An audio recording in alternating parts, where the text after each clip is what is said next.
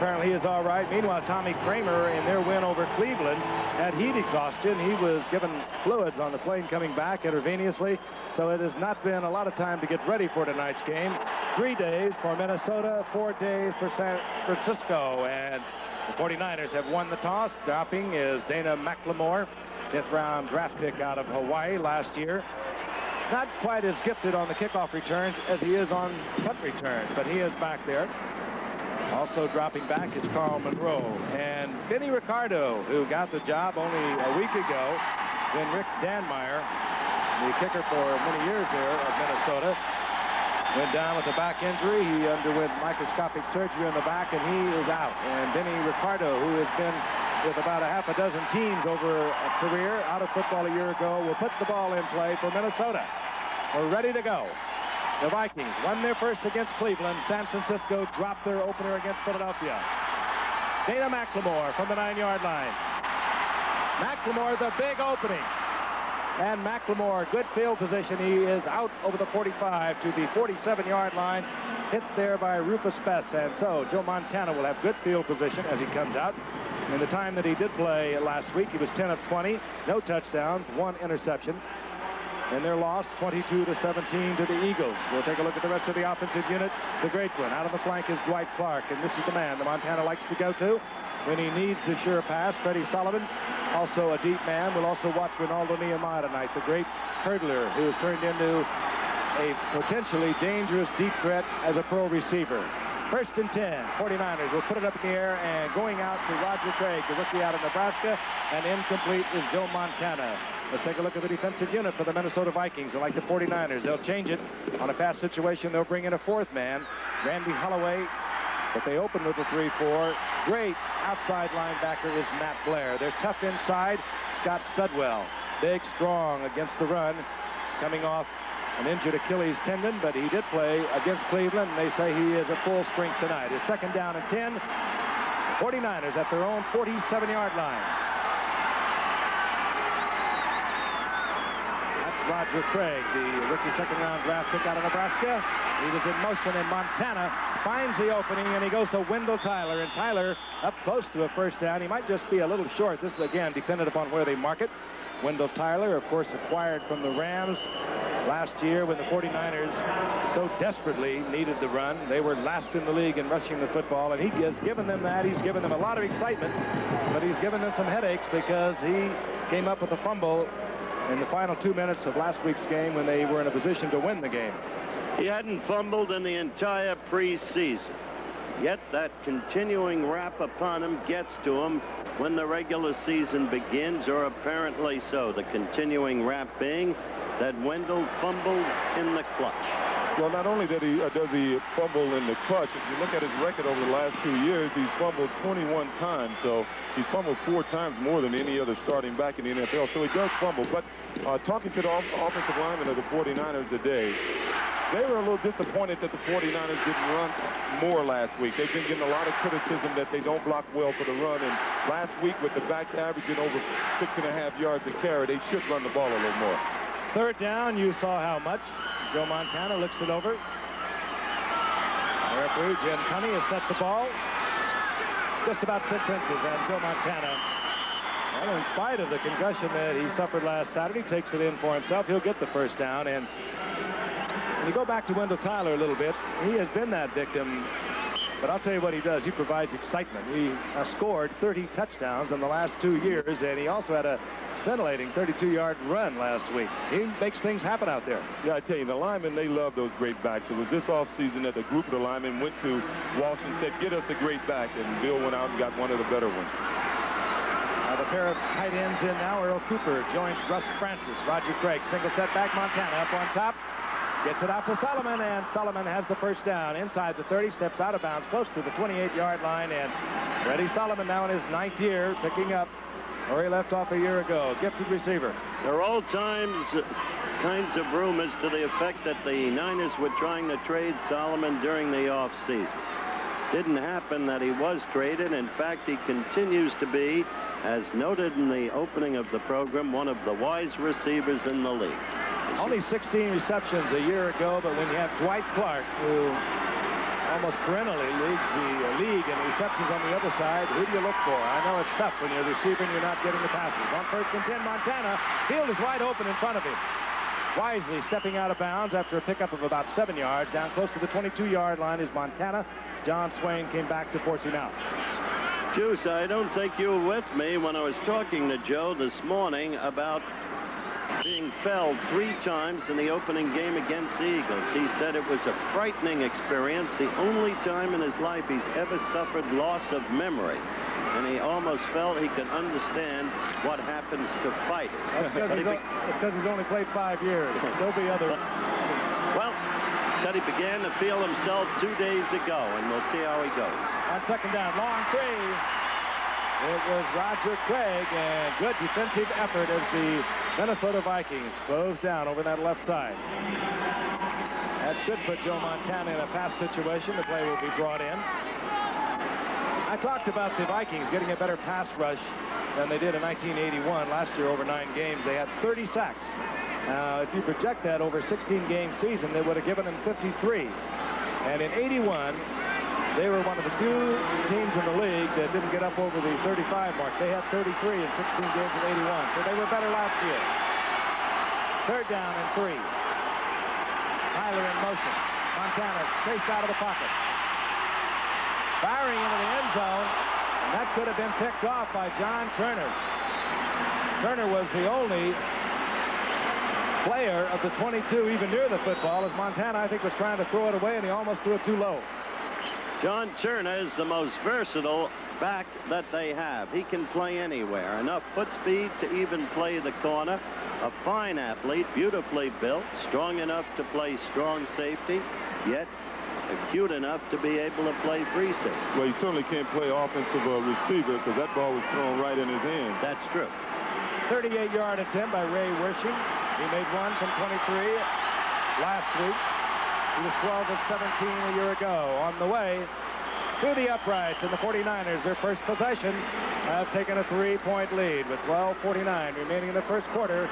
This Ray Wershing drilling it through a year ago out of Stanford. If you follow college football, you know he had a sensational career out there doing a little bit of everything. And of course, Jarvis Redwine, a couple of years out of Nebraska, both blazing speed. Set to kick off is Wershing. It will be deep into the end zone. It drives Redwine way back, and Darren Nelson wisely tells him to stay there. That's his role, to look upfield and see if there's a possibility to get it out. And he kept Redwine in the end zone. So the Vikings will have it 1st and 10 at their own 20-yard line. Tommy Kramer comes out. Last Sunday, 22 of 23 for 198 yards in the first half alone against the Cleveland Browns. Up he comes. Dangerous man coming out of the backfield. There's a receiver, a running back, Ted Brown. He doesn't cough the ball up. He's carried it 385 times, or handled it 385 times without a fumble. Darren Nelson is in there, but he splits out of the flanker. Kramer on 1st down will go to the air and fires low and incomplete to Sammy White, who was open for 1st down yardage out of the 30-yard line. There's Rick Jervis covering for San Francisco. Again, the 3-4. We'll watch the San Francisco 49ers work with that. O.J. already touched on the problems. The linebacker missing are some good ones. Bob Horn, Jack Reynolds, Gary Moten. And this is the secondary. Ronnie Lott, one of the best that ever played this game, out on the corner for the 49ers. The 2nd down and 10. Brown, the single setback. Nelson split to the right. Brown scored 3 touchdowns against Cleveland a week ago, and he runs into a lot of 49ers over the right side, headed by Fred Dean, who we will see moving in and out of the lineup, along with Dwayne Board. Dean and Board, the best pass rushers of the 49ers. There was a game maybe as a half a yard and a lead. Tommy Kramer in almost a sure pass situation. And in comes Marty McDowell, the 3rd wide receiver for the Vikings. They have LeCount, McDowell, Mike Jones, and also Sammy White. They have 4 wide receivers in. The tight ends come out because, in case you did not know it, Joe Cincher, their great tight end, is out probably for the entire season with a knee injury. 3rd and 10. Kramer tried to sneak one in between a pair of defenders. Dwight Hicks knocking it away, intended for Mike Jones. And we'll see the punting unit for the Vikings. All over him. The last couple of years, I think he has something like 16, 17 interceptions, and he's just been a super for their defensive secondary. You read those numbers right. 7 returns, 22.3-yard average a year ago. Dana McLemore, I talked about him on the opening kickoff. He is really dangerous on punt returns. He has a gift for it. But he does not fair catch, and down he goes. He's barreled over there by Joey Browner, the #1 draft pick out of USC for the Minnesota Vikings. Good athlete. Gutsy play, but very dangerous. Still, he's the man who set up the San Francisco field goal with his first kick run. Will be back. Keep on the ground, half of their offense in their winning effort against Cleveland last Sunday came on the rushing game. Ronaldo Nehemiah in the game, number 83. But this is against Tyler, right side. Gets out of the 35. Gain of a couple. It'll be 2nd down and 8. And when you talk about people like Tyler, O.J., he does carry the ball very wide, but once players, and it gets around the league, that you cough it up a little bit, they're going to go for it every time, aren't they? Every time, especially a defense like the Vikings. They've been very opportunistic over the years, and they're tackling the ball a lot of times. But the 49ers offensive line have done a super job over the years. They know they're not going to get their true recognition until they get a running game, and they would like to see the team run the ball more. 2nd down and 8. What would you tell Wendell Tyler to avoid it? On the fake draw. Flag is down. Montana trying to get the screen back to Roger Craig. The Vikings very opportunistic. They read that beautifully. Again, flags are down at the line of scrimmage. What would you tell a Wendell Tyler? How to change? You know, I always felt a coach. Different? I feel a coach can't say anything to a back, because once you get him thinking about it, he's going to do it more. I think when Bill Walsh got Wendell Tyler was a fumbler in college. He's a fumbler in pro ball, but he gives you a lot of big plays, and it's pretty much what you see is what you get, you know. But when you start to, when I fumbled, I came to the sideline. I didn't want anybody to say anything to me. Not at all. Offside, 79, still 2nd down. Doug Martin outside. Down remains the same. It'll be 2nd down along 2. Of course, you never fumbled, did you? Yeah, they tried to change it. I carried it one hand just like Tyler. Who never fumbled? Ask him about the sudden death playoff game. Oh, you and your memory. Freddie Sullivan in motion. Tyler breaks the tackle, gets the 1st down. Now, did you see Willie Teal tackling the ball? We could maybe get a replay of that. You'll see it. And Willie Teal went for the ball, not Wendell Tyler. Well, you'll see Wendell. First of all, this is why Wendell is so good. Look how quick he reads it. On McNeil's block, he gets upfield, he gets a lot of yards, breaks the tackle there. Look at him pulling it for another, going after the ball. Willie Teal trying to pull it out of there, but Tyler gets the 1st down on the Minnesota side of the 50. Montana wide open is Nehemiah. And Skeets gets the 1st down. Good reception, good pattern by Nehemiah. Interesting thing about Skeets, he is, of course, a remarkable young man. He doesn't even want to talk about track and field anymore. Well, he was the greatest in the world at what he did. There's the pattern. Well, that pattern was all speed. You see the defensive back turned around immediately and was running away only because of respecting Nehemiah's speed. That was almost a gimme pattern for him. You saw John Swain. He was turning around, heading into a full sprint. The 1st down near the 24-yard line of Minnesota, right? Vikings trailing 3-0 as Wendell Tyler now works over the right side behind Randy Cross and Keith Bonhorst. Juice, why don't you explain how Bill Walsh prepares the team for a game, giving them X number of plays in advance of the game that they must execute, and why? Yeah, well, it's quite unusual. Most teams will come in with a game plan and they'll try to pick on players on the defense. Bill Walsh, he gives the players the day of the game the first 22 plays of the game, no matter what the situation is. Even if a play doesn't work, he said, don't worry about it, because we want to set up something. We want the defense to see it, so we'll take advantage of it later on in the game. 2nd down and 8 from the 21-yard line. Montana steps inside the pressure. In the end zone, it's Dwight Clark who just worked along the end zone. And a typical 49er play of 1981. Montana got in trouble. Athletic ability, he got out of trouble. Dwight Clark kept running across the line of sight until he got open. Touchdown, 49ers. All right, a look at it from the end zone. Juice. As you see Montana, one of the value with the most valuable thing he has is his ability to move around.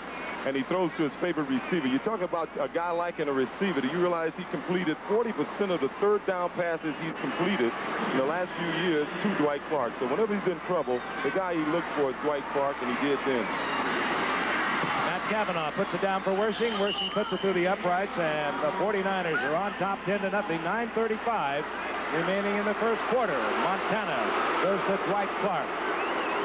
We'll be back in a moment. Options. If the middle wasn't open, I think this was his side of the field. That he could have ran a post pattern, or he may have been able to run a stop.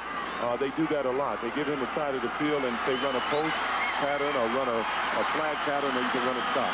I think on a sure pass down, they probably should have been helping Willie Teal a little bit. He had no help.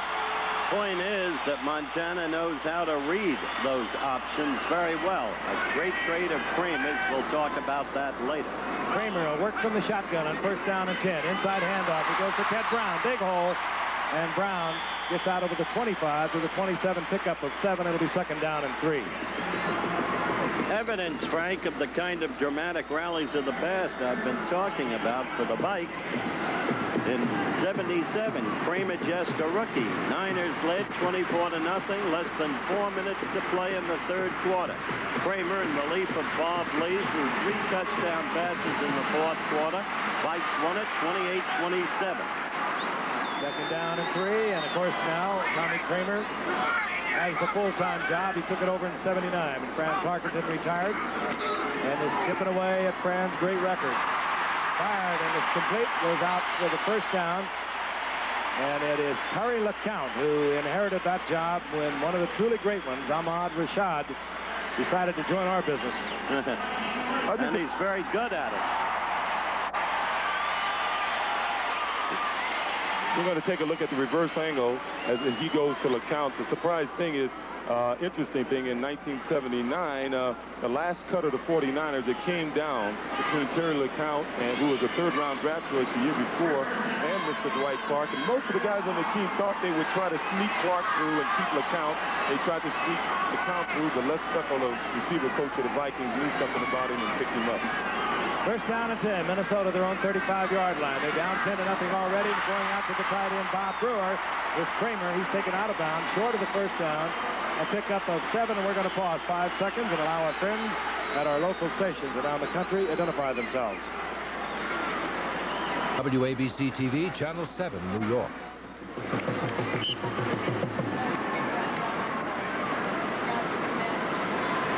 Tim Irvin, the big right tackle for the Vikings, has limped off the field. He's been replaced by Terry Tausch.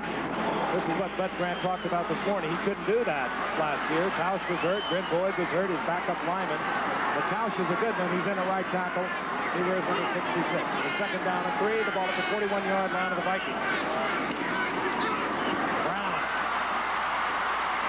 Looks to the outside, looks back inside, and he's buried for a loss of a couple near the 39-yard line. It'll be third down and 5. Bobby Leopold in there first for the 49ers. The 49ers, I think, may have surprised the Vikings a little bit. They've been exclusively a 3-4 team over the last few years, and they started this whole drive playing 4-3. They have 4 down linemen in there, and that's sort of uncharacteristic of them over the last 2 seasons. Sure pass situation for Minnesota. The 49ers adjust accordingly. They have 6 defensive backs in their lineup. Going short to Brown. He breaks the tackle, has the first down to the 45-yard line. And that's what Teddy Brown does so well. And that's the whole strength, the real strength offensively of the Vikes. They've got 4, in effect, equal backs. Magnificent as you look the end zone replay at coming out of the backfield. Well, go ahead, Jude. He came out of the backfield. That's what they call a hot pattern. His job normally is to pick up a linebacker. They saw the 49ers were blitzing. Instead of him staying in to pick up the blitz, they say, just go hot. Just turn around the backside of the line, and we'll hit you right on the other side of the line of scrimmage, and that's exactly what they did. They figured they can get the ball to him before the safety can get up the coverage. A little more than 6.5 minutes remaining in the first quarter. The Vikings down by 10. They're on a drive. This is Brown. Big opening outside. And Ted Brown fights down close to the 35-yard line. He'll be about a yard short of a first down. And now the Vikings have it on the move. And when you can use those backs interchangeably, except in different situations, Grant will use them. You open up the run, just as is the case here. The 4 backs in question: Ted Brown, Darren Nelson, Tony Galbraith, Ricky Young. They'll use Young close to the goal line. Yeah, what they did there, they took advantage of pillars and being pass rushing. They just ran a little kind of delayed trap play. Actually, it was a draw. 2nd down and 1. Ricky Young is in for Minnesota. He's a good receiver, but they try him with the trap up the middle, and he's picked up quickly and taken there by Ron Ferrari, number 54, who is also seeing duty tonight because, as we've talked about a couple of times already, Tina Turner is out of the lineup. Jack Reynolds unable to play because of a hamstring. Bob Horn, acquired from San Diego a year ago. They wanted to play him on the inside. He has a back injury, so they are in trouble at linebacking position. At that time, it was Ron Ferrari making a good play. 3rd and long 1. But maybe because of that lack of a depth at linebacker right now that they're playing a 4-man down lineman. I know they're not comfortable playing a 4-3. Ted Brown again gets to a little gap, battles inside the 30 for another Viking first down. Ted Brown starting off with a typical Ted Brown day. He runs the ball, he catches the ball, leading receiver, leading rusher for the past 3 years. As you can see, they're just running a power play off tackle. Ricky Young normally comes in when they're going to run the ball because he's the best blocker they have in the backfield. And this is one thing you get when you have to play a lot of second unit defensive people. Normally they play second unit because they aren't the best tacklers you got, and the 49ers are doing a little poor tackling right now. 49ers stay in their 4-3. And as A.J. said, they are not comfortable in that. Kramer on first down. Batted away. Trying to get it to Sammy White. Incomplete. Tim Irwin is back in the game now for Minnesota at right tackle. And he's a good one. They need him. He's big, tough. Of course, he took over that job from Ron Yeri a year ago, and he's done a superb job. But you see that man right there, Dwayne Board. I think he's the most underrated defensive player they got. Their Super Bowl year, he was the only lineman that never left the game. And as an example, over the last 3 years, in the games that he started in, the 49ers have won 19 and lost 4. And the games that he's not been able to play because of injury, they've won 6 and lost 15. So I think he may be the unsung hero of that defense. And they're 4 men down. Board is on the left side, and Fred Dean on the right side. And 2nd down and 10. And timeout is called by the Minnesota Vikings. Tommy Kramer. Beat him. See, if that was your name, they would have had gold in there. 10th play of the drive is 2nd down and 10. The ball at the 29-yard line of the 49ers. You're on top. 10-0, 4:24 remaining in the first quarter. Brown in motion. Kramer with a good shot. He had everyone in the pass pattern. He finds Terry LeCount, and LeCount finds the first down marker. Juice has already told you the story of how LeCount almost outlasted Dwight Clark as we look at the end zone replay. But the point is, everybody's known LeCount's ability. His physical assets are superb. His problem has been consistency, yet he has moments of tremendous excellence. And San Diego will attest to that when he beat them almost single-handedly in a game a year ago. I think you're going to see a more consistent Terry LeCount now because he knows he's a starter. In the past, he's been a backup. First down and 10. They have marked it to the 18-yard line. Brown took one tackle, gets a couple of yards, and then drilled back for the 49er defense, who are really playing some inspired football tonight, even though the Vikes are on a drive. Right there, you saw an evidence of San Francisco intensity that was notably lacking in the game against the Eagles. Hey, Howard, you're right, because I was in a meeting with the team this morning, and Bill Walsh was pretty vehement, saying he's tired of reading about the Vikings being a passing team and all their pass patterns and all the things about the Vikings and new defense. He says, hey, we're the passing team here. We're the team that's going to be aggressive. You're getting booed from the partisan crowd because they thought the play against Brown should have drawn a flag. Was over-aggressive, that's right. But it's a point I discussed quite candidly with Bill Walsh in the halftime feature piece that I mentioned in the opening of the program. Walsh, a charismatic, beautifully spoken man who isn't afraid to touch on any issue, hit him head on, whether it's about him or his team. Second down and 8. Brown got a couple of yards. Now he goes in motion, and all the folks are in the pattern for Kramer. And one of them has to be open, and he certainly is. Bobby Leopold there defending against the tight end, Bob Brewer, who's playing with a very sore ankle, but he has to be in there because, as I mentioned earlier, Joe Sensor, their great tight end, is probably gone for the season with knee surgery. I don't know if they can make up for Sensor. Sensor, in many respects, may be the single most valuable player on the Vikings team.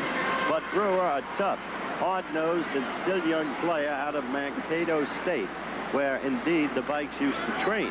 No, but you can tell that the Vikings, being a passing team like 49er players, because they picked up Brewer from the 49ers when they released him the same year they released LeCounte. Third down and 1. Teddy Brown, Ricky Young is out front, and Brown will get the first down. He wanted the end zone. Flag is down, and it's in an area where we could get a hold. You know, it's amusing, Frank. They talk about the one-back backfield. Offside, 49ers. And they talk about Joe Gibbs and the Redskins and John Riggins. What they don't say as we look at the replay is that how many years ago, Juice, was Bud Grant using the one-back backfield with Chuck Foreman? He does one thing after another. 49, penalty makes it the first down. Remember that, Frank? Oh, he's been using it for years. He's the man who almost took away a game already won by Denver by using the hurry-up 2-minute offense with about 8 minutes to go, a game we had. And used it against Dallas in our final game last year here. Earl Cooper, the tight end, was offside. First down, goal to go for the Vikings near the 5-yard line.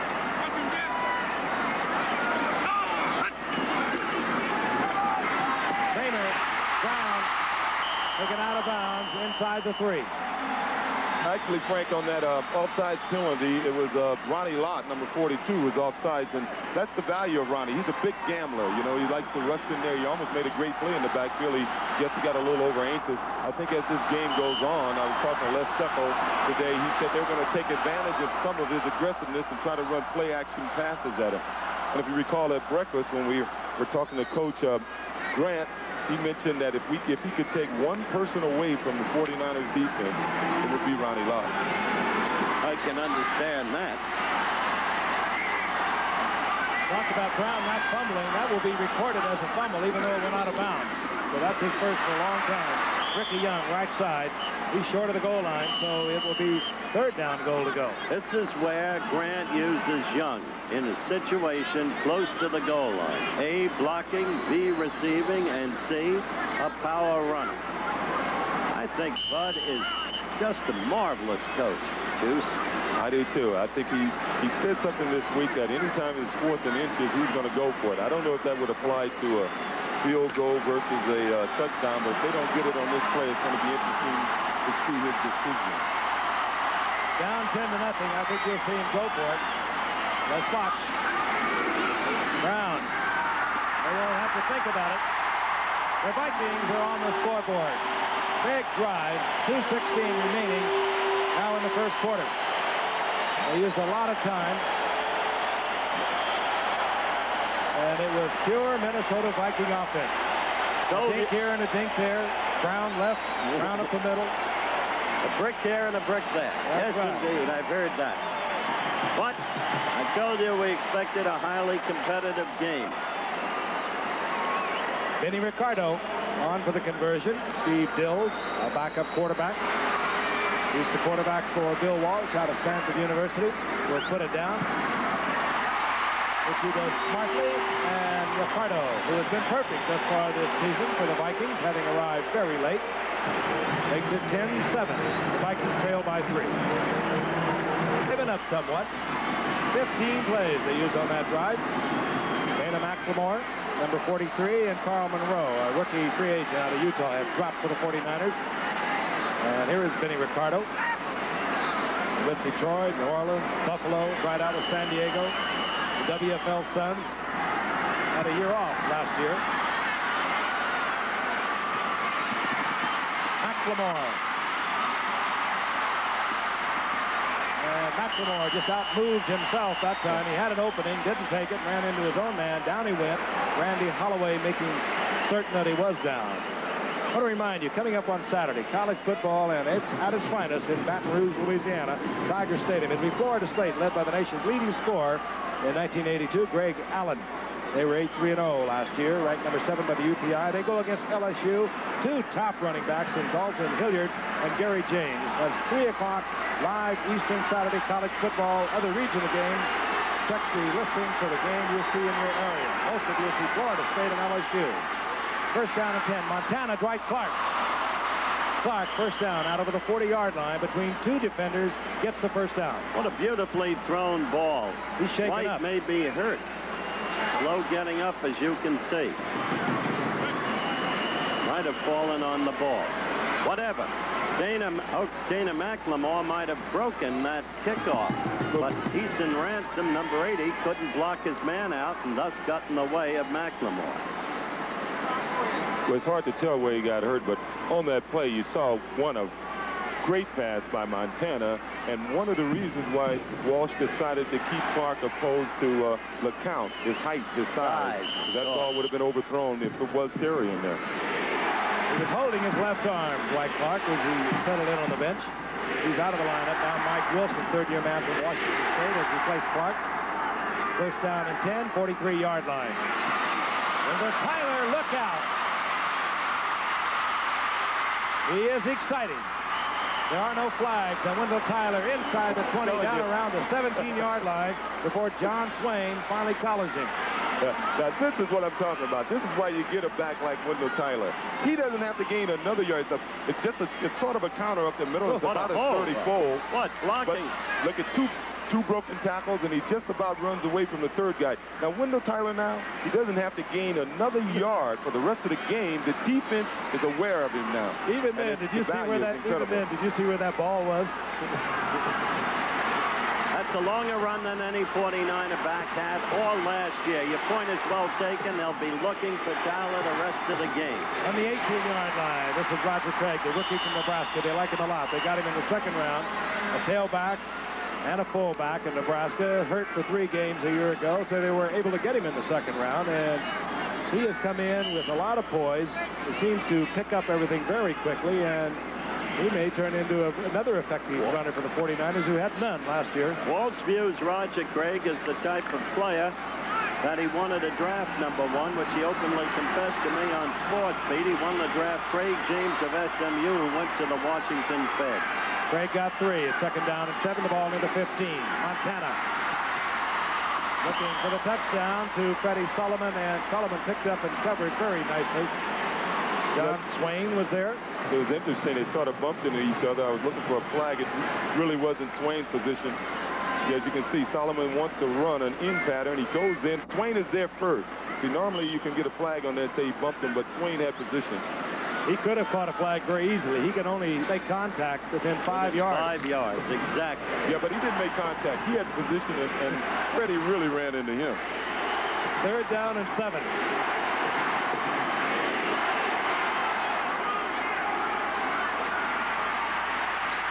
Montana dinks it off to Tyler, and Tyler gives it up. They're doing it incomplete.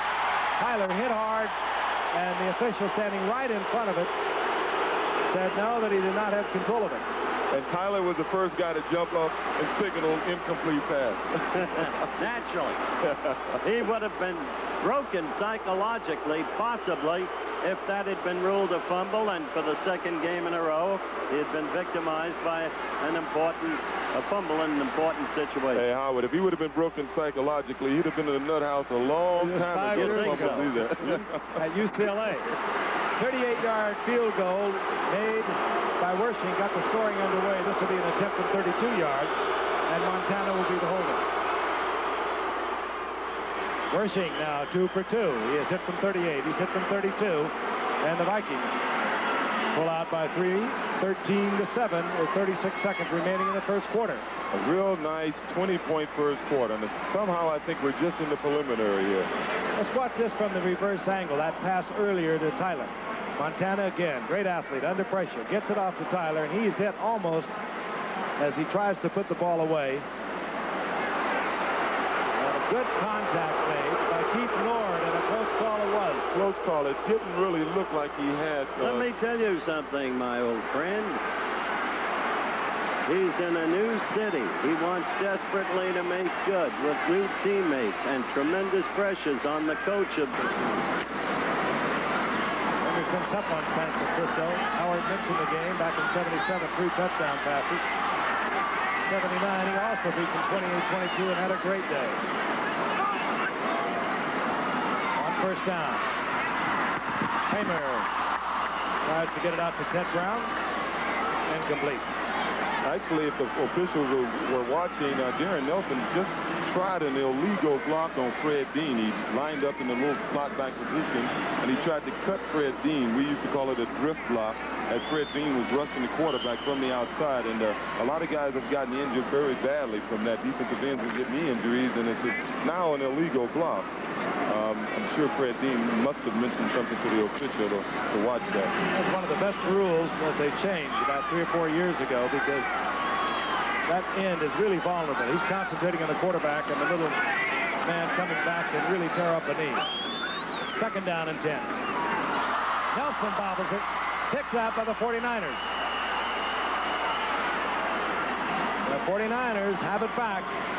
Good play by Dwight Hicks. Very alert, but Nelson, whether he fumbled it in the exchange, I don't know. But he coughed it up, and coming up with it was Dwight Hicks. We'll see it from the other side with a reverse field camera. Looks like they're trying to run another one of their misdirection plays here. He never got the handoff. The ball was put in there real well. I mean, he placed the ball right on the belly button, and Darren just couldn't get control of it. First down and 10. The 49ers, good field position near the 21-yard line. And they're on top, 13-7. Roger Craig, right side, and Craig, good strong running, gets down close to the 16-yard line for a gain of 5. It'll be second down and 5. Tommy Hammond and Matt Blair there defensively for Minnesota. Good quick example there of how Craig accelerates. Yeah, and we're looking at Russ Francis leave the field. His arm, I guess he's re-injured his wrist, and he's leaving the field. As you can see there. I think it's his other hand, isn't it? He broke his left hand early in preseason. He's holding his right hand now. That compounds his problem. We'll be back in a moment. Last Saturday, 22-17. Meanwhile, Minnesota was beating Cleveland 27-21 on Sunday. The 49ers on a drive following the fumble by Nelson. They have a second down and 4. The ball at the 16-yard line of the Vikings. Inside handoff, Roger Craig. And Craig booms out to what appears to be first down yardage. And we'll take a look at the numbers from the first quarter. Okay, first downs, 1 down edge to San Francisco. Rushing yards, notice, a big edge for San Francisco. They'll like to see that. They're heading passing. Total yards, Minnesota 1 turnover, which has resulted in the present San Francisco position on the field, threatening the score again. Good football game, too. Progress of Roger Craig, a yard short of the first down, so it'll be third in short yardage. And the teams bring out their personnel accordingly. Cooper, the tight end, in motion. And Craig, again, caught in the surge. Again, it will be dependent upon where they mark it. Wendell Tyler indicates that Craig picked up the first down, but I think we're going to have a measurement. Yeah, Craig was running what they call a 30-fold, a little trap inside. Got a good block from Randy Cross, trapping on the backer. I guess he trapped on Mark Mulaney, and maybe it was Dennis Johnson standing up there. And it looked as if when he was carrying the ball, he had a little more yardage than that. Craig will get the first down and keep the 49ers drive alive.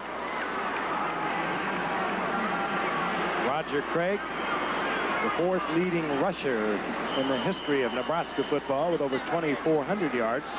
And still the 49ers able to get him in the second round. They turn out great backs, Frank. I remember when Shula sent Carl Tasef out to scout Nebraska. Everybody wanted him to look at Jarvis Redwine, and he said, I want Andrew Franklin. He's turned into a great one. 1st and 10. Tyler, he'll be tough to handle there. Good open field tackle by Tommy Hannon. Tyler is one of the most elusive backs you'll ever see in an open field. Hannon handled him short of what could be a first down at the 1-yard line. Actually, they started this play from split backs. They put Tyler in motion, which really, in effect, gave him a one-back offense. And he just ran a little flat out there and caught the ball in the flat and made a real nice move on the corner. He really handles that ball with one hand a little frighteningly. You saw that, Jude. Yeah, but if you take it away from him, he may not be the runner that he is, you know. He's comfortable running that way. Second down and about 2 for the first down. 3 to the end zone. And Craig hit hard. Taken back. Fred McNeil was there and Dennis Johnson. Dennis Johnson putting the key shot on. And he is stopped inside the 3-yard line. So it'll be 3rd down and a yard for a first down. He doesn't want to have for the touchdown. I'm sorry, Giff. He doesn't want to have to settle Bill Walsh for still another field goal. You got to capitalize to the uttermost, as Washington learned against Dallas. Play action, and what a good call that was. Going to Earl Cooper in the end zone on a 3rd down and 1. Both Tyler and Craig boomed into the middle. Montana hit the ball and found Earl Cooper all alone. And as Earl Cooper found a home, you know, they moved. He was their former #1 draft choice as a fullback. They moved him to tight end last week. He had a 73-yard touchdown catch and run. And you know, he's a 4-5 sprinter. And when he was playing fullback, he never looked like he was a 4-5 sprinter. At tight end, he looks what like he a 4-5 is. He's sprinter. in the vein of the modern-day tight end, a deep threat. The kick good. Wersching puts it through the uprights, and the 49ers move it out to 20-7 over the Vikings. They are going to have a lot of points on the scoreboard before the night is over. Tonight, a sprinter goes from Olympic gold to NFL's 49ers with Montana to Cooper. And a good call it was. From the 2-yard line, they needed 1 for the first down. Play action. Cooper all alone in the end zone. Deep are Jarvis Redwine and Darren Nelson. Redwine 22, Nelson 20. Set to kick off is Ray Wersching.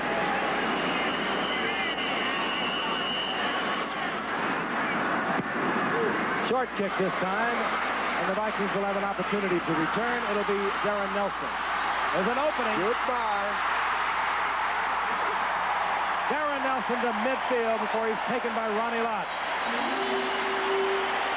He saw that little gap, the wedge breaker, and he really turned it on. Yeah, let's take a look at it. You know, you got to give Darren Nelson a lot of credit, but on this play, you got to give the whole return unit credit, because look at the wall they got for him out there. That just opened up beautiful, but that's the danger of kicking the ball short. That's one thing. The other thing now is the excellence of the play of both special teams. McLemore set San Francisco up early on with a brilliant kick run, and right there Nelson did the same. So now the Vikes are positioned to score again, and Giff is ready to get out the Monday night record book. 48-yard line of the 49ers. Darren Nelson, 40-yard return. Brewer in motion. Kramer, a picked off. Beautiful interception by Eric Wright, stepping right in front of Terry LeBron. To take it in, and there are no flags. Great timing by Eric Wright. It could not have been better. Sideline, beautifully thrown ball. He timed it out beautifully. Yeah, he looked like he was going to be late getting there, and he took a gamble, because if he wouldn't have intercepted the ball, it would have been a touchdown the other way. 49ers are fired up. Matter of fact, weren't you with me when we were talking to Eric's brother? Eric, of course, went to Missouri, and Eric's brother, in talking with Juice and me, as you look at it from the end zone, look at the way he had positioned himself. Kept his balance, and look at that. Just stayed within the sideline, cut back beautifully behind the block, and all the way in for the score. Howard telling it like it is. It was not a good thrown pass. It was a poorly thrown pass. It was behind the count. He was open. The ball was thrown a little behind it. Wersching for the conversion. And Eric Wright has scored his first professional touchdown. And the 49ers are on a roll. They lead 27-7, 12-13 remaining in the half. Ray Wershing was teeing it up, and it was only a few moments ago that Tommy Kramer had it picked off by Eric Wright. Here's the third-year man out of Missouri. Coach, you watch how he tiptoed down the line there? Marvelous display of balance. Spectacular. Even if you're right that the ball was poorly thrown. Boy, it was a great play by Wright, without a doubt. Wershing this time into the end zone. Here comes Redwine. Redwine out to about the 24-yard line, where it'll be first down and 10. Let's take it. You see LeCount, he looks like he's running an out. And right here, if the ball was thrown in front of him towards the sidelines, you see the ball was thrown behind him. And here's where Wright showed a lot of athletic ability. Most guys would have ran out of bounds, and if you let it go a little further, you'll see Tight broke down the sideline and did a good job. I think LeCount thought he had caught that ball. It was that close. Near the 25-yard line, first down and 10. Shaping up a little like last Monday night. The Redskins had a 23-3 lead over Dallas. The Vikings are going to be on the scoreboard. I can guarantee you that. Or maybe I should. Yeah. Kramer. Brown does not hold on. A flag is down at the line of scrimmage. Kramer goes right back to throwing. That kid's unafraid. One of his greatest qualities. Well, I think what we're seeing a little bit at this point, if I could hold him, Cody. Yeah, that's going to hurt him at this point on the field. What we're seeing at this point may be the value of an Ahmad Rashad. You know, they've changed their offense somewhat. Without Ahmad, where Sammy White was generally their home run hitter, and Ahmad Rashad was their 66. Still first down. And Ahmad Rashad was their possession receiver. This year they've made Sammy White their possession receiver. He may not be comfortable with that, and even though they've been throwing more, I guess throwing the count right now, but their offense looked a little in disarray at this point. Terry Couch was holding. 10-yard assessment, first down and 20. The ball near the 15-yard line. Screen to Brown, who tripped over a 49er, lost his balance, and couldn't handle the reception. It'll be second down and 20. Crowd's beginning to get on the Vikes, but they'll change on a moment's notice, riding an elevator of momentary emotion. Tommy Kramer, of course, had some well-documented personal problems a couple of years ago. He really bounced back and had a tremendous year a year ago. With 57% of his passes being completed, 15 touchdowns. That was only 2 less than the leaders. And the leaders were Montana, the 49ers, and Fouts in San Diego. They had 17. On second down and 20.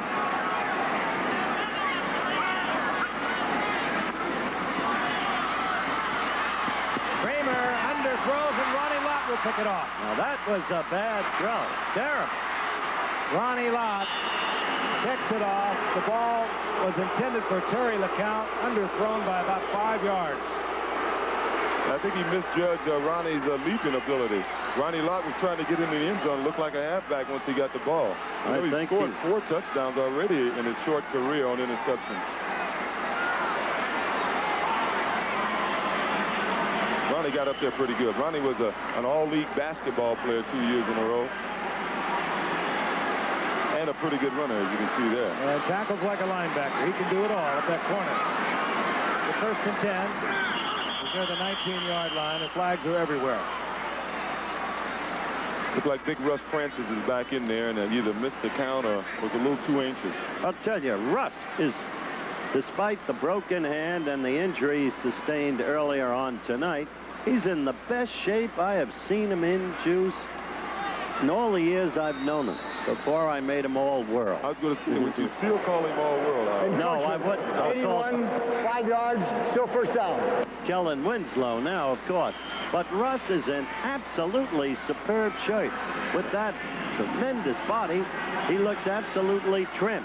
Built like an earlier on Gifford. First and 15 at the 19-yard line. Tyler, big opening left side. He is hammered at the 15. Studwell came up there. That's the value of Wendell Tyler. He makes the offensive line look well, even if they don't block well at the point of attack. That play was designed to go inside, and as he was coming across, he saw a hole to his left, and he just shot over there. Got positive yards. Picked up 4 yards. It'll be 2nd down and 11, and Ronaldo Nehemiah comes in. Freddie Solomon goes to the sidelines, and Nehemiah will work to one of the flank spots out of the backfield, I would presume. Tyler now 60 yards on 5 carries. Nehemiah in motion. Montana looking for Nehemiah. He ran a little lazy pattern against John Swain and then put on a burst of speed, but Swain was right with him all the way. It'll be 3rd down and 11. He's on ISO. We see Nehemiah coming out. He tried to make Swain go to sleep on this, O.J. Yeah. I think because of the defense, he didn't think he was going to be the primary receiver, because when you should burst out of that, out of the pattern. When you make your move, you should burst, and he didn't burst. But on that play, I'll show you how valuable Wendell Tyler is. He ran a little button hook over the middle and had 3 guys on him. 3rd down and 11. The corner of the end zone, and it is Freddie Solomon diving catch, touchdown 49ers, and they are really on a roll tonight. They are. Flag is down at the 5-yard line. This one could come back. Pushing off. Holding 27, defense declined, touchdown. Touchdown 49ers. John Turner was holding and obviously declined. Great catch by Solomon. That's Solomon. Oh, yeah. Oh, was he? Oh. Could call that a wardrobe foul. Almost tore the numbers off him. At this point in the game, San Francisco is serving notice that the Niners are back at this point. Well, they look like the Super Bowl team they were a few years ago. Wersching hammers it through the uprights. And the 49ers now lead 34-7, and we still have almost 11 minutes remaining in the first half. Woo. Like a pin. It's in the end zone, and the 49ers are lighting up the lights tonight. Well, if the Vikings are going to have any chance to come back, they're going to get this first half over. Redwine and Nelson are both deep once again. Wersching dribbles it along the ground, is taken there by Jarvis Redwine. And following that 40-yard return by Darren Nelson, Wersching apparently was advised not to kick away. He took a little scribble on the ground, and Redwine was able to work it up to the 32-yard line. And out comes Tommy Kramer, and Howard was so right a while ago. The guy is really cool. He's not going to let an interception, a poorly thrown pass as it was, and picked off by Ronnie Lott to set up the touchdown. He's not going to let that bother him. And Bud Grant has the earphones on. Jerry Burns, a brilliant offensive mind. The coach up in the booth, and Ahmad Rashad says, forget the earphones. Bud doesn't listen to anybody. Brown, the single setback for Minnesota. Kramer, a typical Minnesota Viking completion to Bob Brewer. They know he'll be covered, but maybe he'll break it. And it was Joe Sensor for the past 3 years who has been breaking those tackles. Yeah, what I think they're doing now, instead of trying to get it all at once, they have to just score, period. And what they're trying to do is put a good drive together and just get downfield and score. 2nd and 5. Here's Brown. And swarming coverage by the 49ers. Brown short of the first down, are at the 41-yard line.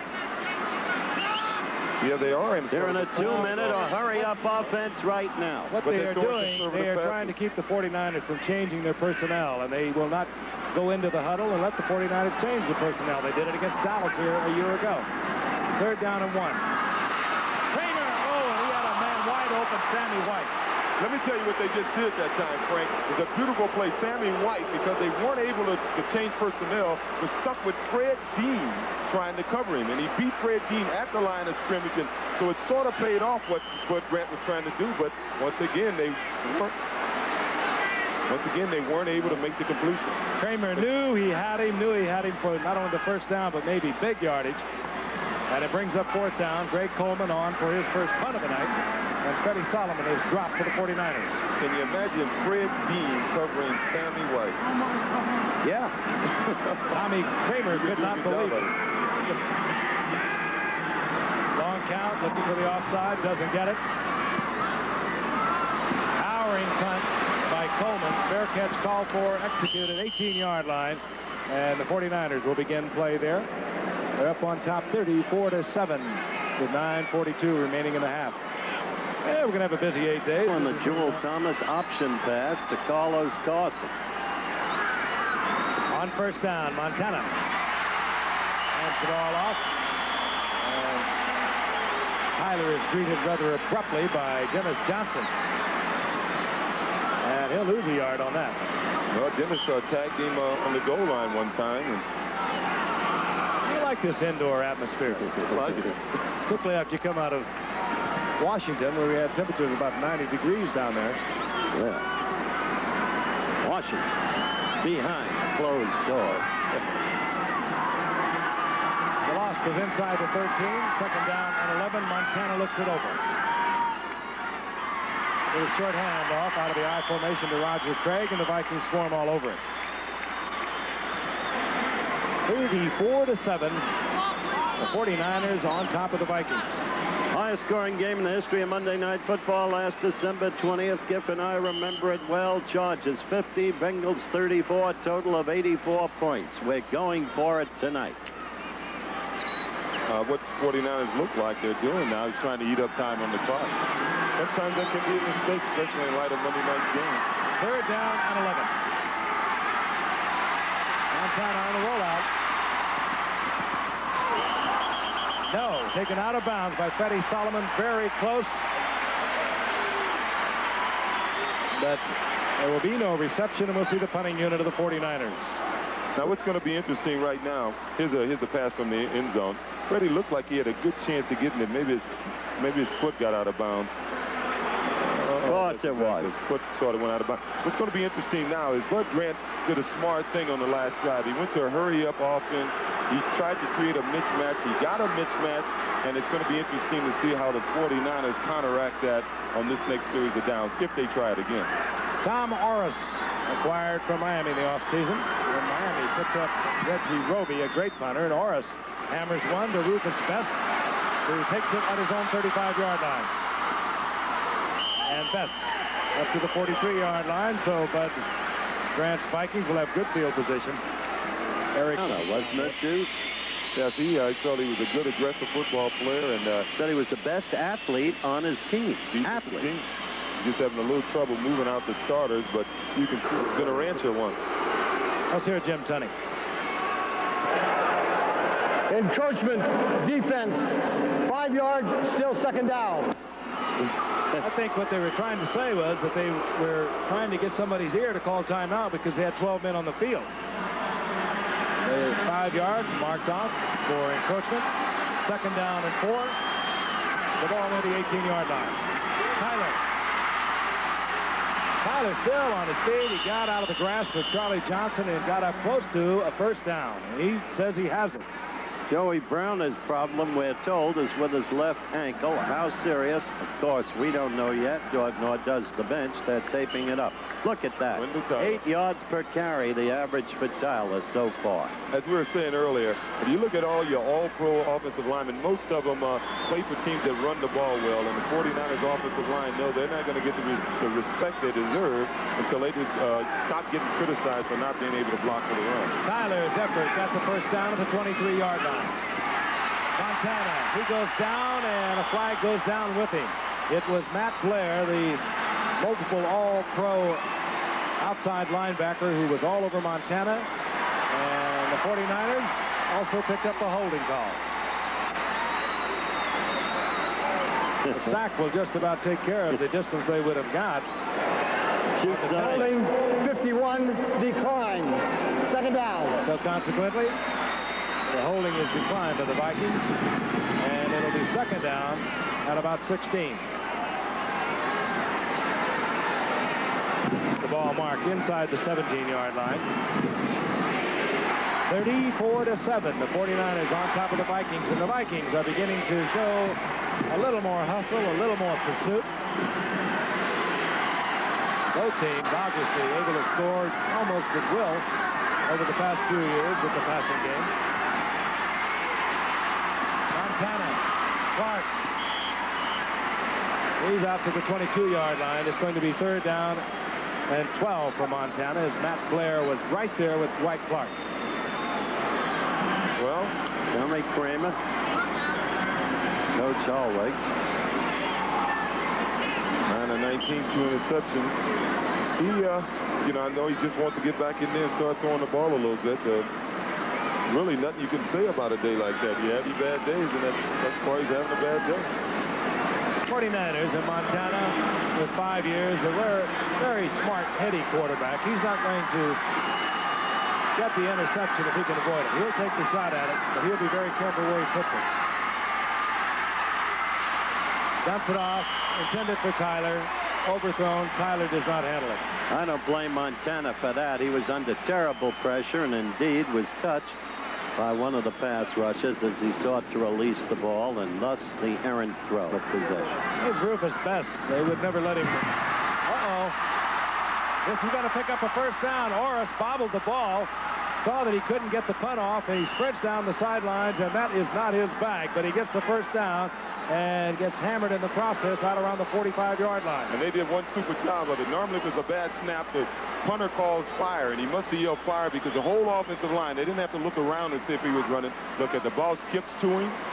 You'll see the whole left side of the 49er offensive line waste no time. Randy Cross, the center, gets it low. He's yelling fire, fire right now. You can see John Ayers and the guys, they never looked back. They took off that way. What's interesting, this is one of those nights, at least thus far. That ball bounced right up into Tommy's hands, and thus he was able, as you said, to yell fire and take off. Thus far, the 49ers should be in Vegas or Atlantic City. They are on a roll. Montana wants a bundle, throwing it deep, and taken by Mike Wilson, 3rd-year man out of Washington State. And it'll be marked at the 7-yard line. Let me tell you what a difficult catch that was. It really wasn't one of the better thrown balls Montana has thrown. He was looking for the ball over his right shoulder. Montana threw it over the left shoulder, and what an adjustment to the ball there. As you can see, he's got his man almost beat. Montana gets the ball up right away. He's looking over his right shoulder, and look at this. Look at this adjustment to the ball. Yeah, that's just concentration, keeping your eye on the ball. What a difference that bounce made. Free agent in 81 after being cut by Dallas. Mike Wilson has been playing in the shadow of Dwight Clark. Spectacular catch. Linda Tyler's in the corner of the end zone, touchdown. Dwight Clark worked inside. Tyler, using him almost like a basketball pick, got to the outside, and Montana was right on target, and Tom Orris should get an assist on this touchdown. Let's take an end zone look at it. He just beat him. He was running a flag pattern. You can't see him on your screen, but you'll see him right there at the right side of your screen. He just plain beat his man. That was a beautifully thrown ball. He beat Cherna. More lights on the scoreboard. Wershing. He'll be exhausted at this rate. Montana gets it down. Wershing gets it through the uprights. And 4:45 remaining in the 1st half. 41-7, San Francisco over a pickup of about 1. Yeah, here's a problem with getting far behind and trying to break it on one run. Tony should have stayed outside. He would have got 7 or 8 yards. He had no blocking, but he tried to cut inside one guy and pick up some blocking to go all the way and ended up with nothing. Hurry up offense once again. 2nd down and 9. Kramer will be sacked, and he's back at the 15-yard line as Pete Kugler was there, the big nose tackle.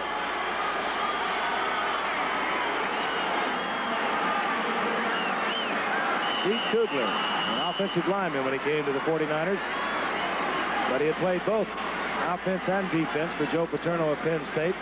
Larry Pillars, of course, a former Jet who played very well for the Jets, but with the kind of talent they just had no place for him. Those are the unhappy numbers for Tommy Kramer. 3rd down 19. 4-down lineman for the 49ers.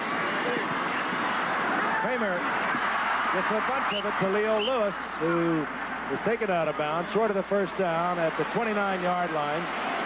Kramer wanted to continue with the offense on 4th down, but it's a little too early in the game for that.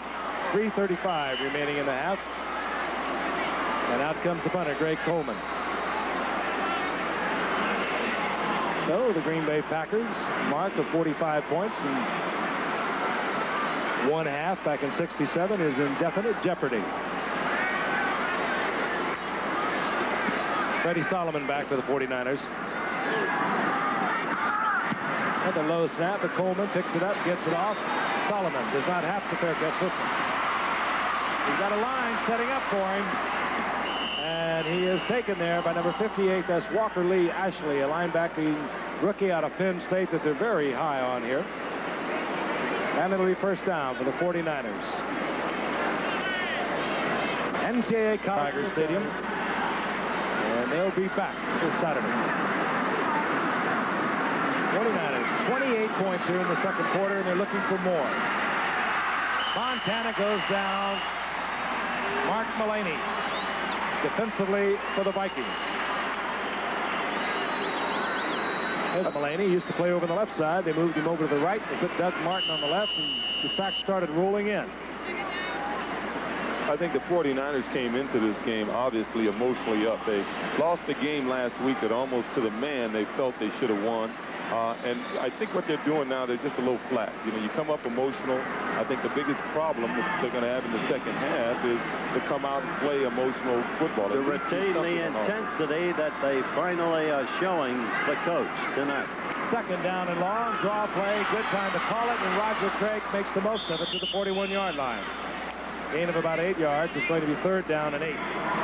Their biggest problem coming out in the second half is going to be defensively. They have so many injuries that most of their second unit is already playing. And when you get emotionally up for a game, you get way ahead like they are now. You always have the danger by not being alert in the second half and more injuries. With a 34-point lead, I don't consider their problems comparable to the Vikings. What a beautiful problem. Well, if they have a problem, it's going to be to try to not get hurt in the second half. It's hard to be emotional in a game like this. 3rd down and 8, 41-yard line. They'll keep it on the ground. Wendell Tyler, right side.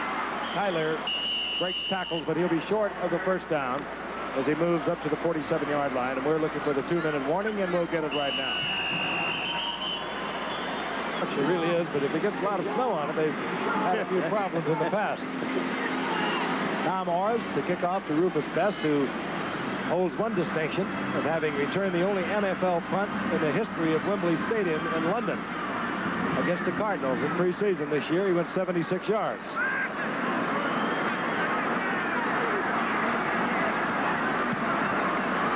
Orrs does not get it to turn over, and Bess calls for and makes the fair catch at the 15-yard line. 1:53 now.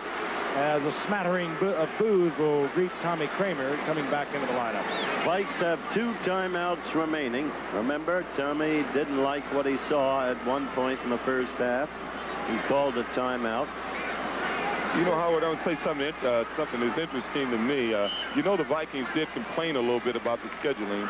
Well, I found it real surprising yesterday. The day before a game with only 3 days between games, they were on the field for 2.5 hours. Yeah, we were both there. 1st and 10. Kramer will go up on top. Drills it in to Tony Galbraith, short of the first down, out to the 32, and we will not see a huddle here. There was a gain of 7. It'll be 2nd down and 3. I make that point for in the normal course of events, most teams around the league, the day before a game, they practice about 45 minutes. And move right on back to rest. Brewer, he'll have the first down. And again, we will not see a huddle. Bobby Leopold made the stop. And the Vikings have 2 timeouts, but they're going to have to do a little more than that to get it into the end zone. 1:15, the clock moving. Brewer again, another Galbraith out of the backfield, 7-yard pickup.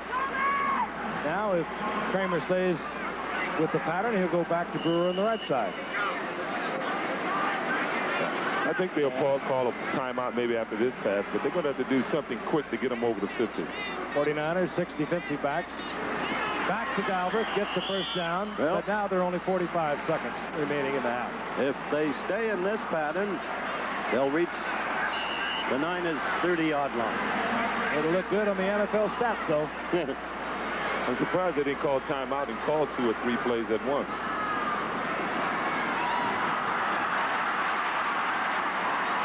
Fired to Leo Lewis. Lost it for a moment, but he comes down with it. Well, now you got to use the They will timeout. mark it as another first down as they put it inside the 48-yard line. And 10, 23 seconds on the clock. It starts. Kramer gets it into Leo Lewis, and they're going to keep the clock moving. Lewis was in the grasp of Tim Collier. Fine defensive free agent 49ers acquired last year. Well, I said with this pattern, they'd reached the 30-yard line. They're not quite there yet. They're at the 34. Well, that was a good call by the official because Leo Lewis's forward progress had been stopped even before he went out of bounds. You know, Leo Lewis's father played not only with Bud Grant in Canada, but Bud Grant coached him. And Bud Grant said today he was the finest player he ever coached. Yep. He's a legend up in Canada. He played for the Winnipeg Bombers under Bud. He was also a great basketball player, Leo Lewis's father. And the youngster is cutting the mold of the father, according to Grant. Yeah, Bud said Little today problem better now than for he the Vikings. They'd like to get at least something on the scoreboard, but Benny Ricardo, whom they brought in when Rick Danmeyer had surgery on his back about 10 days ago, does not kick the ball very far. His longest kick in all the years and all the teams that he traveled with was 48 yards. So they're going to have to move it in a little closer for this man, Benny Ricardo. As he say when he arrived, he's got a great sense of humor. He said, I kick the ball, I get the check. I'd be surprised if they went for a field goal. They'll get booed they're going to get booed anyway, but I think they got to throw it in the end zone. Before the end zone. One timeout remaining. This is the Ahmad Rashad special they're lining up for here. Correction, no timeout remain now for the Vikings. Lewis will have to get out of bounds, and he does. Good effort. It certainly was. That was a good play. If you recall, in one big game, Ahmad Rashad, they lined up like that. The 3 guys went downfield. The 2 of the guys' job is to jump up and bat the ball. Try to bat the ball to the 3rd guy who was to wait around and look for it. But what they did is they did a little variation off it, and they had one of the killed guys Cleveland one game with that play, winning the game. Let's take a look at it from the end zone because this one's going to go up in the air. 8 seconds remaining and no timeouts. So if it's a short pass that's completed, time could very well expire. Hang it up. They look for the completion or the penalty. And they got neither one at 2 seconds now on the clock. Now the play there's we a choice. talked about. You like to get at least 3 on the board, Juice. I disagree with you. I think he has to go for 7 now. I think they got to go in the locker room feeling that they can score 7, and evidently, I'm wrong. You are? I knew you were. Ricardo is a funny kid, you know, Frank. He's a rabid boxing fan, and he said to me today, what do you think will happen to Duran in the Hagler fight? I said, if the good Lord is willing and the creek don't rise, he'll go 2 rounds. 33-yard attempt. And Ricardo puts 3 on the scoreboard. So now the Vikings only trail by 31. And we're at halftime. Benny Ricardo did his job. We'll be back with a halftime features featuring this man, Bill Walsh, in just a moment. This guy with all the wins that he has. Now you're saying Can't help it. You're right about that, Juice. I certainly couldn't help. Been to the Super Bowl 4 different times. 11 divisional titles as Ray Wersching bangs it deep to Redwine, who will bring it out. Why not when you're trailing by this much? And Redwine with a good effort out over the 25, close to the 28-yard line, where it'll be first down and 10 for the Minnesota Vikings. Here's the quarterback, Ted Brown, single setback. That's Sammy White in motion. Kramer has Brown wide open over the middle. Tough to bring down one-on-one, but the tackle executed by Jervis, the tight safety. but not until Brown gets the first down, and a 49er is shaken up. Now So that's what getting up is Ron Ferrari, and that is one position the 49ers can ill afford to lose another player. And that's the very point that Juice made. Give him his due. Gift, don't take it away from him in the first half. What did I say? The first half, I said the biggest problem the 49ers would have would be coming out in the second half because they're so thin defensively, not being emotional and getting guys hurt. Of course, Howard is putting it all on you now, Gift, but you was on my case, too, about the 49ers. Back in just a couple of weeks. First down and 10. Ball near the 41-yard line. Ted Brown got the first down. That's Brown in motion. Kramer with the blitz on gets it out to Brewer, and Brewer struggles up close to another first down. They'll mark it just short, right at midfield. Speaking of Carlton Williamson, the guy that Brewer beat on that pattern was Rick Gervais, his substitution. The guy the 49ers cut twice in '82, but he kept hanging around. He made a big tackle in the Super Bowl. He caused a fumble. Again, hurry-up offense, and in and out of the hands of Darren Nelson. That would have been a first down, incomplete. Gervais picking up Nelson, but it was a pass that should have been caught, and Tommy Kramer and Darren Nelson both realized that. If there is to be any vestige of hope for the Vikes, they've got to score quickly and start to get some confidence back and some intensity and enthusiasm. Well, we just saw what we know is an excellent football player drop a pass. We saw Sammy White drop a pass earlier. I don't think it's because they don't have the talent out there. I think they're a little out of sync, which is a sign that they just may be a tired football team. Third down and 1. Ricky Young is in there to block for this man, Ted Brown, who explodes over the right side for the first down inside the 47. And Ferrari now they're working on the ankle, which is another good sign. Ankles over knees anytime.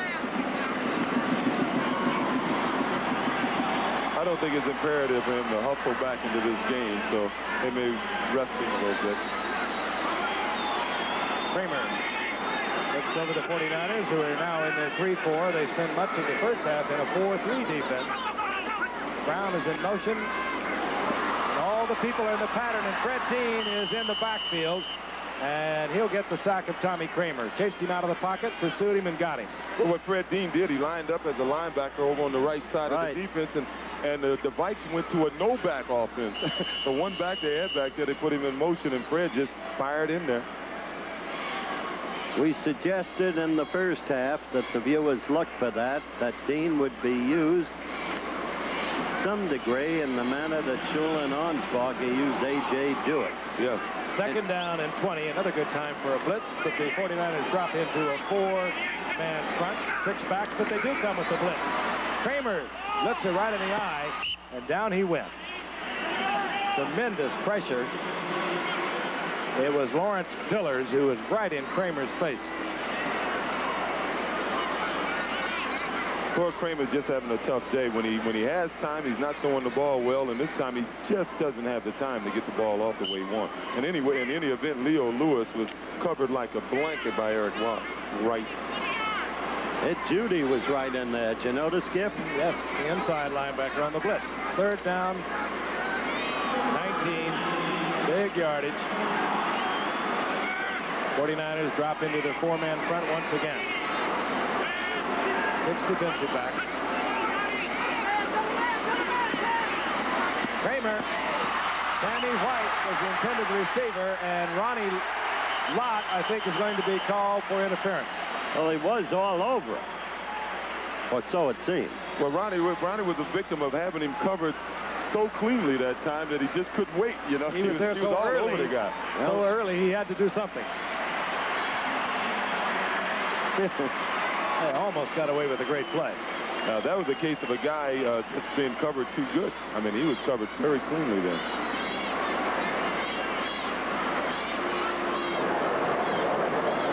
Illegal contact, number 21, 5 yards and first down.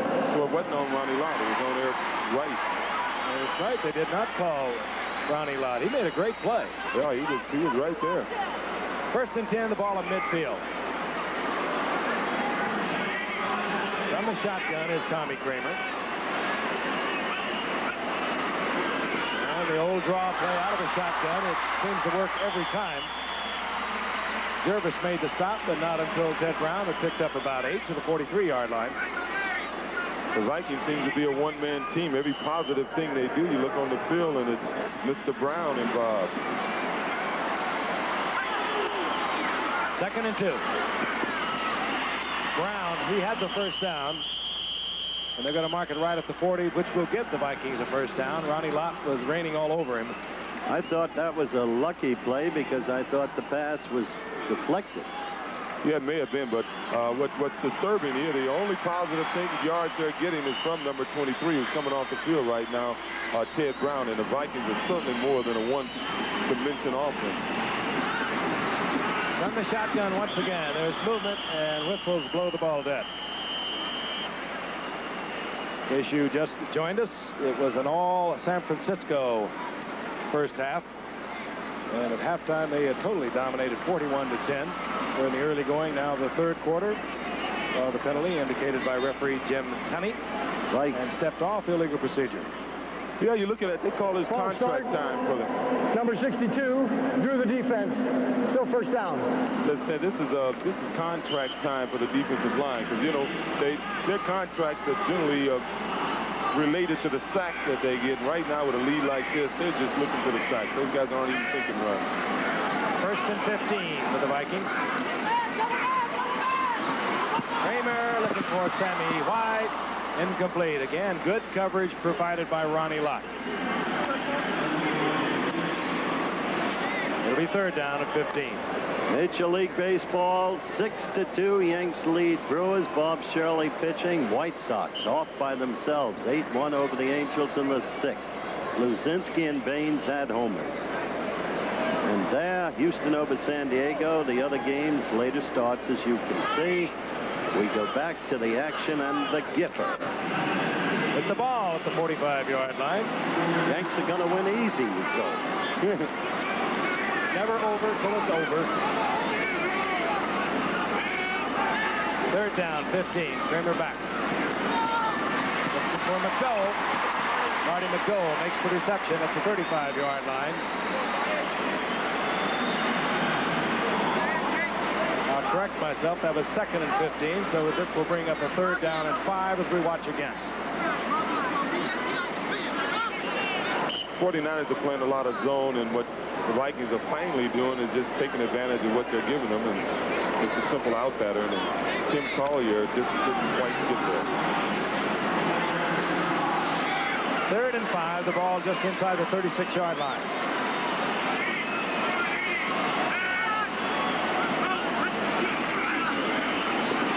Whoa, that'll be Fred Dean coming in from the right side. Oh, is he quick? Yeah. He came out like a move on the offensive tackle. He is purely and simply a great player. Yeah, that was purely speed. That was just like he was running a 40-yard dash. He was just coming out of the box and just simply beating. He went around Steve Riley so quickly. Riley never even right. Note the relatively low weight, ideally built for linebacker use in the manner of Dewey.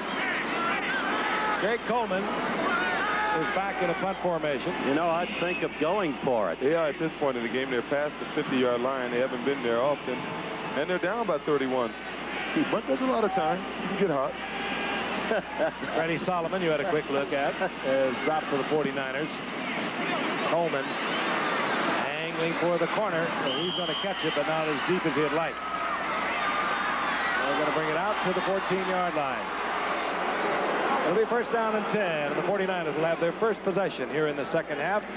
They have a commanding lead of 41-10.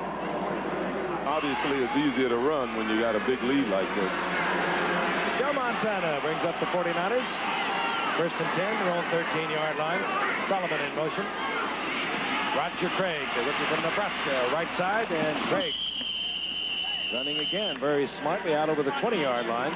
He does accelerate well, Juice. He does run well. He was just running good and hard. He ran right into, I think if he would have been a little looser, when you're a rookie, you tend to you don't want your courage to be questioned.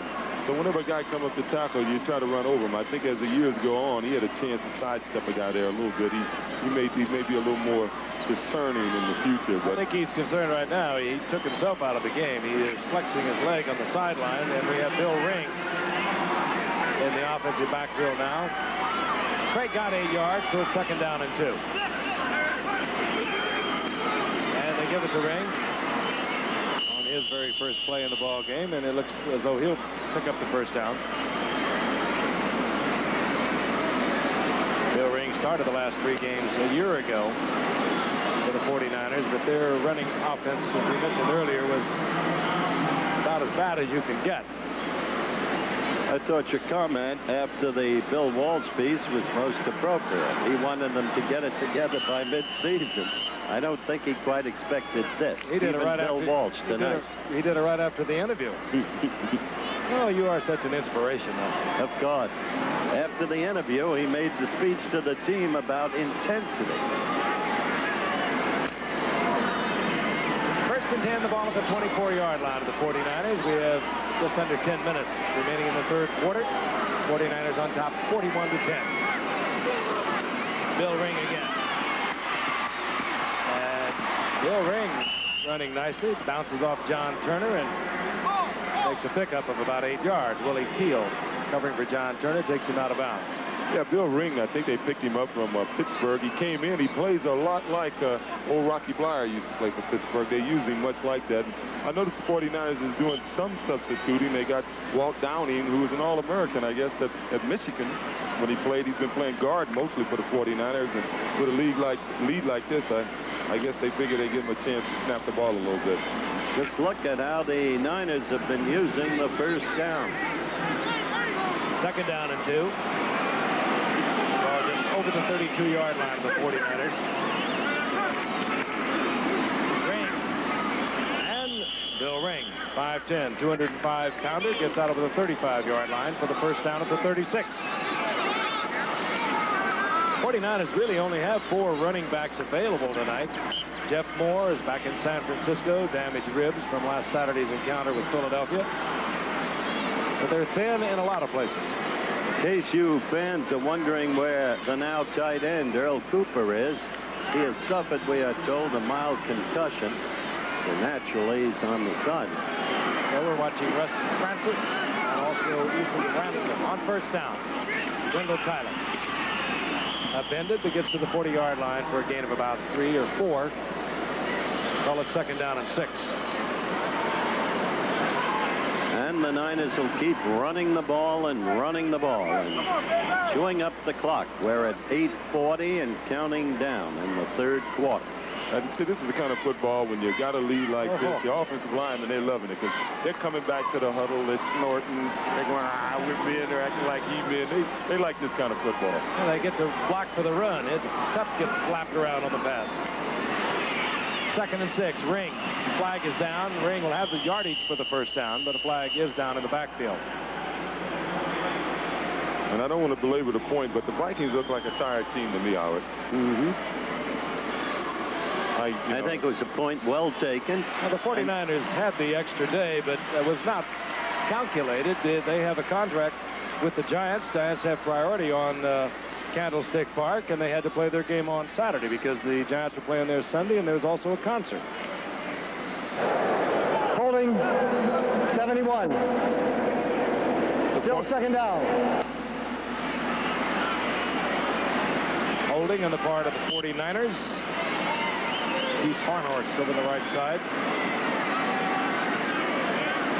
And it'll be 2nd down and 16 for Montana. Good time to blitz, and particularly when you're behind. Here comes Matt Blair. Montana reads it, dumps it out quickly to Eason Ramsey, the tight end who is in there now. Interesting. This is the 2nd game the Juice has done with us, Frank. He brought us a 38-7 game the first time, Miami over Washington in the preseason. Like that man in Little Abner. What's his name? Joe Bliflix? Now he has it 41-10. What is there about you that induces these shellackings? I have no idea. You've seen a few of those 41-10s up at Buffalo.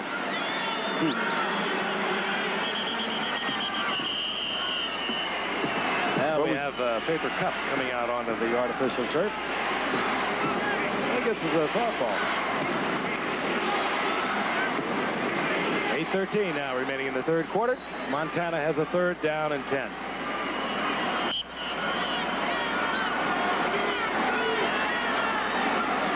That's Nehemiah in motion. Wendell Tyler wide open over the middle, and look at those moves. He has the first down inside the 43-yard line of the Vikings. John Swain made the stop there, but you know, with the Ronaldo Nehemiah in this kind of a game, it would not be a bad idea to work him a little bit. What he needs is really the game work, not the practice he gets during the week. I wouldn't be surprised if Bill Walsh did not try to get the ball to Nehemiah just a little more, as we see Wendell Tyler pick up the first down. Craig is back in the lineup now at fullback for the 49ers. On 1st and 10. Tyler. And Tyler met at the line of scrimmage and maybe eked out a yard. Wendell Tyler came for a couple of 4th-round draft picks from the Rams in the offseason with Cody Jones. I don't think Wendell's too happy right there. He was running the ball. He was counting on his guard, Randy Cross, to kick out, and he was accelerating, just expecting. You have to have absolute trust in your offensive line when you're running the ball. When you see a block that should be made, you got to assume it's going to be made. And he assumed at that time and got hit harder than he would have normally gotten hit. This is why the Jew stayed so close to McKenzie, Foley, Devon Allure. 2nd down and 9. Tyler once again. And again, he's piled up at the 40-yard line. This time a gain of about a yard and a half. And probably one of the reasons he didn't stay with John Ayers on that play. You know, the 49ers their offensive line is not ideal for a running back. You know, they can run inside hard. If you can pick blocks, they're good drive blockers, but they aren't the best team at getting outside. And then Wendell and I spoke a little bit today, and he likes running those sweeps. They're a little slow getting out there, but they do such a good job on the passes, and the 49ers is still first and foremost a passing team, and they do a good job drive blocking and blocking inside. We just showed a graphic. Linville Elliott, one-time Cincinnati Bengal, the last man to gain over 100 yards in a game for the Niners. 3rd and long for 49ers. Montana did not do that on a 41-10 lead with 5 minutes remaining in the third quarter. Neil Elshire down Montana, and it'll bring up 4th down, and one of the heroes of the night for the 49ers, Tom Orris, comes back out to do the punting. Although he has definitely become a running threat. Rufus Best goes back for the Vikings. They wouldn't let him return punts when he was up at Buffalo or at Oakland, but he started it towards the end of last year, and he had 7 returns at the end of the last year, an average just under 12 yards with them, and he likes it. As I mentioned earlier, Rufus Best had a 76-yard return. Well, since the 49ers are inside the 42, they're going to let the clock run down. They'll take the 5-yard penalties, and now watch Minnesota decline it. Are we in the third quarter? With 5:12 remaining. In the third quarter. Stick with us, Juice. Now, this could be a catch-22. Well, Vikings will decline this. But the 49ers, nevertheless, got 30 seconds off the clock. Yeah, but I think Bill Walsh did a little smart thing there, and Bud Grant just wouldn't let him have it. You know, okay, take the 30 seconds, but we won't take the penalty. No big deal. Well, you literally could do that all night, couldn't you? Yeah. Well, we may see it a few more times before the night's over. Vikings very good at blocking punts. They go for it. They miss. Orris is going to catch the corner, however, with a fine kick. And they'll mark it inside the 5-yard line. Tom Orris with Miami for the past couple of years. Outstanding. And all the way down to the 46-yard line of the 49ers. And why not when you are down 41-10? But beautifully thrown. Got an end zone look. We don't see the count. He just ran it up. He beat right. He had let him inside. That could have been 6. You pay the price, so don't you? Oh.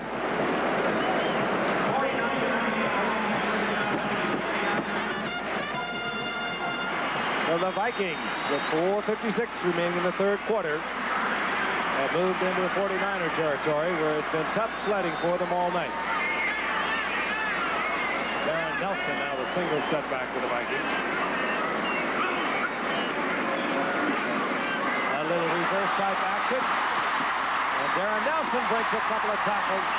The crowd loves it as Nelson gets inside the 40 to the 39, a gain of 8. But after he broke those tackles, did you see the way Ronnie Lott hit him? Looked like he was trying to put him 2 feet into this new super. Frank said it all. Ronnie Lott hits the way Donnie Shell hits, like a linebacker. But he also has other gifts. The man has perfect speed for the corner. He reads well. He's willing to take the gamble. He's not shaken up when he gets beat. All cornerbacks are going to get beat. Leading tackler for the 49ers.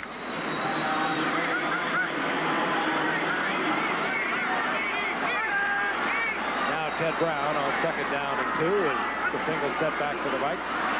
Quick count by Tommy Kramer. Sammy White will have a first down close to the 25-yard line. Dwight Hicks covering, but he was wide open. Thought there might be a flag on that play, Juice, but no. Sammy White, he's had a great career. Now his 8th year. Over 5,500 yards, 45 touchdowns. Leo Lewis now split up to the top of your screen. Terry LeCount to the right. That's Sammy White, bottom of your screen in the slot. Ted Brown, single setback. Kramer, wide open. Terry LeCount, he drops the ball in the end zone.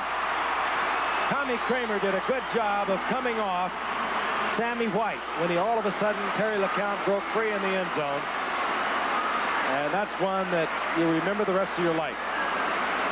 Yeah, as you can see, Terry, what he did was what they try to teach backs, catch the ball in your hands, and this may have been a time he should have got his shoulders up there and tried to smother the ball. He's backing up. Just had too long to look at him.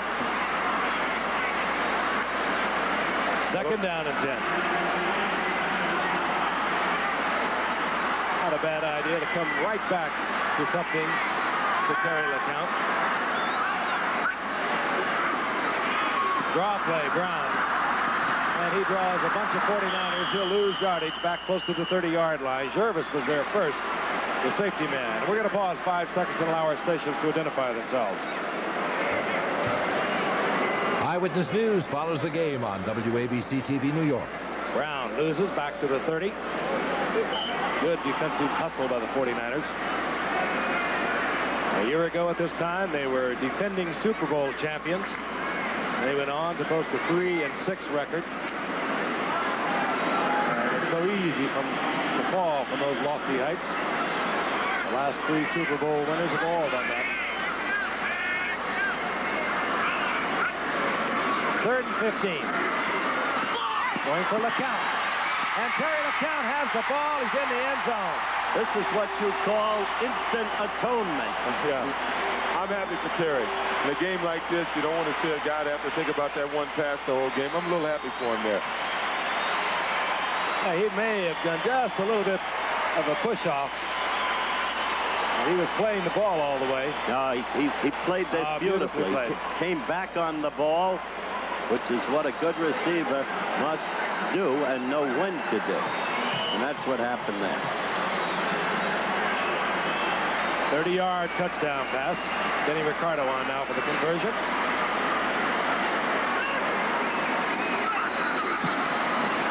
And Ricardo bangs it through. And the Vikings now trail 41-17, and Terry LeCount has redeemed. That's what they're down at the moment. They're going to try an onside kick. Has to go 10 yards. Well, it travels to 10 yards. But a 49er comes down with it. Yeah, you prefer those kicks that go 10 yards, but not on a fly. Ron Ferrari, who was stretched out on the field a while ago, comes down with the football for the 49ers. We'll be back. Vikings, and given the 49ers good field position, 48-yard line of the Vikings. 41-17, 2:20 remaining in the third quarter. And the 49ers on top.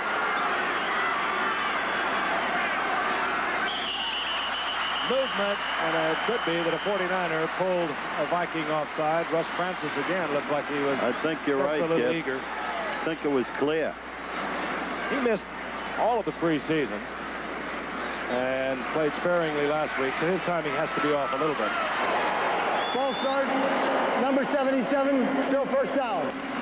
Jim Tunney never changes. He's a marvelous man. Great personality, great speaker. They called Bubba Harris for moving quickly, not Russ Francis on the last play. First down and 15. Roger Craig powering back to midfield. Or it'll be second down and 12. You know, Big Bubba Paris, he weighs in at almost 300 pounds. He was the 49ers' #1 draft choice. Last year got injured and never really got to play for him. Last week he had I guess a decent game. He got in a little trouble late in the game. They took him out of the game in the third quarter. I think Mr. Hairston, who's one of the better defensive ends in the game, beat him a few times, but He's seems to really have done a good job today. He's really a rookie. Just Yes. of course hurt all last year. He's up against Mark Mullaney most of the time tonight. He's been around a while. On second down and 12. Montana fires and is complete. It goes to Ronaldo Nehemiah. Hooks up. Short of the first down by about 1.5 yards. I like the point you made earlier about picking this kind of game and this point in time to start working to Nehemiah, building his confidence and experience. I think you were with me, Howard. He's an amazing athlete. Down in the Superstars Championship a couple of years ago when he got into the weightlifting, and he showed all those big old boys how to lift it. He is really, number one, a fine young man. Number two, a great athlete. He's won that Incredibly competition. strong. He's won that competition the last 3 years, hasn't he? He's won it 3 years in a row. Tyler, and he's going to be held short of the first down. Think I should come out of retirement, Howard, and to get my title back? I think you owe it to You won the first year, didn't you, Bartley. Juice? Not the first. That was the year that Joe Frazier almost drowned. Second year. Wherever you are, Joe, we still love you. No, I think you owe it to Ed DeBartolo Jr. to pay back some of that money it took from him. Talking about Eddie, he came in at halftime. He's one happy man. And I know all the people in Youngstown, Ohio, we call it San Francisco East. He's so happy. We're going to send our best to them. And to Candy DeBartolo and the kids. Fourth down with a 41-17 lead. San Francisco is going to go. Well, they may be just trying to... Well, There was movement. Tyler was in motion, but they did not call it. Remember I told you earlier about Got this the first down. one-upsmanship the two coaches are doing with one another? It was doing this week that Coach Grant said no matter where he's going to be on the field, if it's a few inches to go on fourth down, he don't care what, he's going to go for it. Well, look who did it. Bill Walsh. I guess Bill is reading the papers. By the way, mentioning Ed DeBartolo Jr., I mentioned earlier, he visited the Vikes training complex today, which I think is the best in all of football. He was hugely impressed with it. He said, I'm going to build one even better, but I'm going to have to go south to do it. San Jose. 49ers using all the time they can. They're going to let the third quarter expire. That's exactly what they've done. The Niners won to 17 as they cut because at one point they were trailing 41-7. First down and 10. The 49ers with the football. 37-yard line of the Vikings, and this is Wendell Tyler. And Tyler barrels inside the 35. A gain of a couple. It'll be second down and 8. All right, there were the halftime stats with clear domination in total yards. And note the turnovers, 3 against the Vikes in the first half. Time of possession relatively even. At the end of the third quarter, excuse me, time of possession still not a factor. And San Francisco still with the yardage edge. Ray Wershing started it all off at the 38-yard field goal. Then it was Montana to Clark. There was Wershing with another field goal to Montana to Cooper. And then Wright with an interception into the end zone. And so it went in the first half. All the 49ers. Roger Craig, right side. Runs into trouble over there.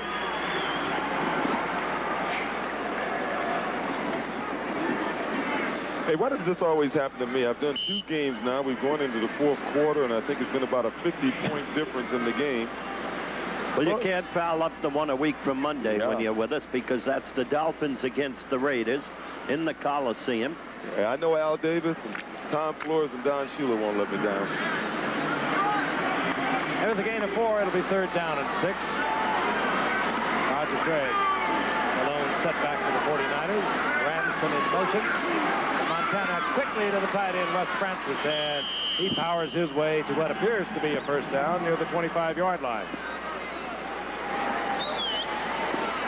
And it will be a first down for the 49ers. Frank Gifford along with Howard Cosell, O.J. Simpson. A virtually croaking Howard Cosell. That teaches smoking those cigarettes, Howard. We're lucky to have Howard with us. He was flying in here yesterday and lost a couple of engines on one that only had 3. It's been a great week for you, Howard.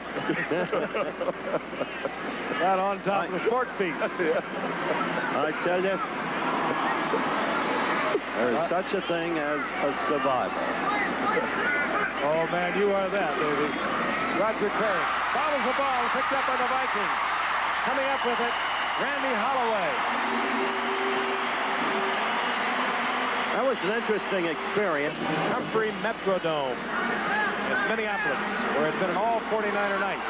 The Vikings have just got a turnover. They have the football back at their own 33-yard line. First down and 10. They trail 41-17. Just under 13 minutes remain to be played. Kramer underthrows the intended receiver. Ted Brown working out of the backfield. Ted Brown is a typical Bud Grant offensive back. He did the same thing when Chuck Foreman was here. Foreman annually would lead in rushing and receiving. And Ted Brown, #1 draft pick in '79, for the past 3 years, has done just that. Back to 1981, the last complete season, he had over 1,000 yards rushing and 83 receptions. I don't know how many he's got tonight. We're going to check him out, but he's caught a bunch of them. Yeah, he has. 2nd down and 10. Kramer picked off Eric Wright, his 2nd interception of the night. He loses it and then falls on it at the 40-yard line. This is as bad a time as I've ever seen Tommy Kramer have. And as you look at him walk off the field, he's utterly disgusted with himself. Nobody's perfect. 2nd interception of the night has turned the ball back over to his teammates, the 49ers.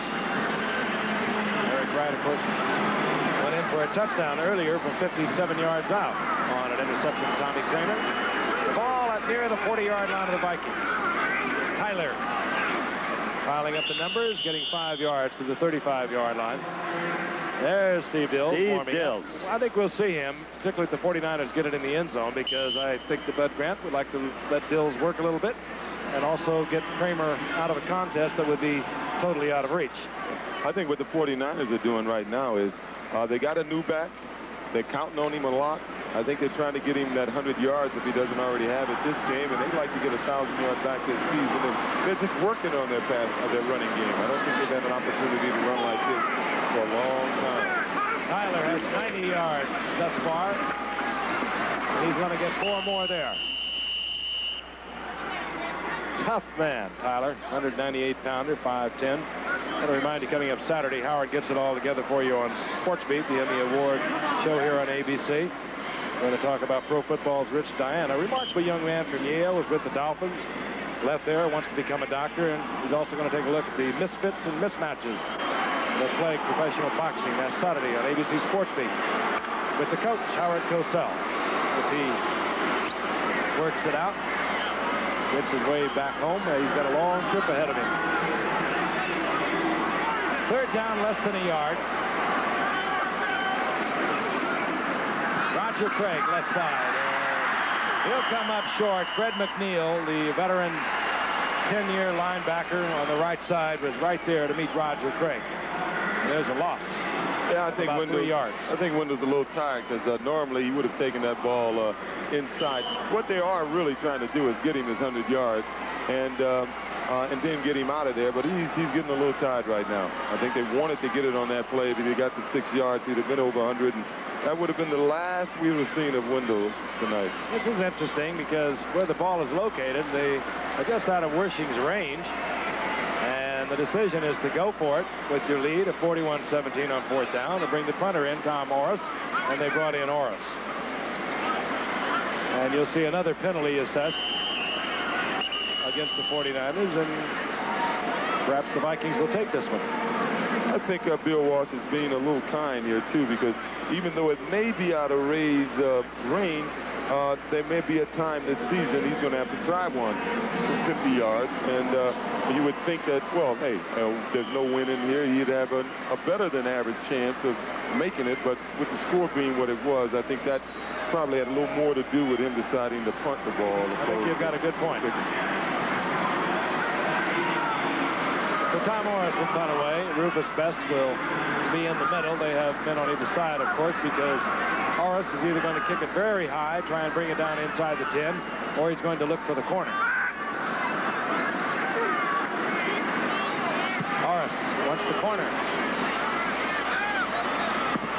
And he put a reverse spin on that ball, and I'm sure he did it deliberately, as Jesse Sapolu got down there to kill it near the 5-yard line. If Don Shula is watching, yes, this is Tom Morris tonight. Sparingly last year.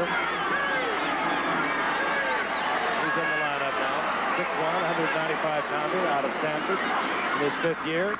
Completes it to another Stanford man. This is Darren Nelson. And Nelson will have a first down and give Dills a little breathing room. But on 81, we saw him, Howard. Remember, he started the first 2 games when Kramer was hurt. And then he got hurt in our game against the Raiders. Shoulder injury and missed the entire season. Well, Rick Jervis almost learned a valuable lesson there, that when you come up on a receiver, you should wrap your arms around him, because he tried to block him down, and Darren almost spinned on him. If he'd have spinned on him, he'd have been all the way for a touchdown. That was a Stanford connection, because Jervis is also from Stanford. On 1st and 10, Darren Nelson gets to the 20-yard line, a gain of 2, maybe 3 yards. Call a 2nd down and 7. Right now, the most important factor in this game is that Tommy Kramer can't get injured. Yeah. He's out for the night, protected by his coach, Bud Grant. He had a terrible night for Tommy Kramer, but he is a great young quarterback, and this night will be forgotten. There he is. There's Kramer. I think Willie Harper on that play made an excellent play. Ward off the block and made the tackle. I think he's the oldest 49er. He's been there since about 74. He's had 6 head coaches. Yeah. He's got 5 kids now. He and his wife Roxanne, and hello to the kids back home. 2nd and 7. The blitz is on. Dills reads it, gets one-on-one coverage, and fires it out complete to Terry LeCounte, who gets the first down at the 30-yard line. You can believe this is irritating to the 49ers secondary. They're trying to make a comeback from what wasn't their best year last year. And, you know, you look around the league, who has the best secondary, and in a week or so from now, you'll be reading the yards that the Vikings are getting throwing the football right now, and it's really sort of misleading. Well, who do you think has the best secondary, Frank, in the league? I think whoever has the best defensive line puts the most pressure on the quarterback. Yeah, absolutely right. 1st and 10. Galbraith in motion. Whoop! It was Bobby Leopold who took the ball when Tony Galbraith left it there for him, and the 49ers have it turned over to them once again.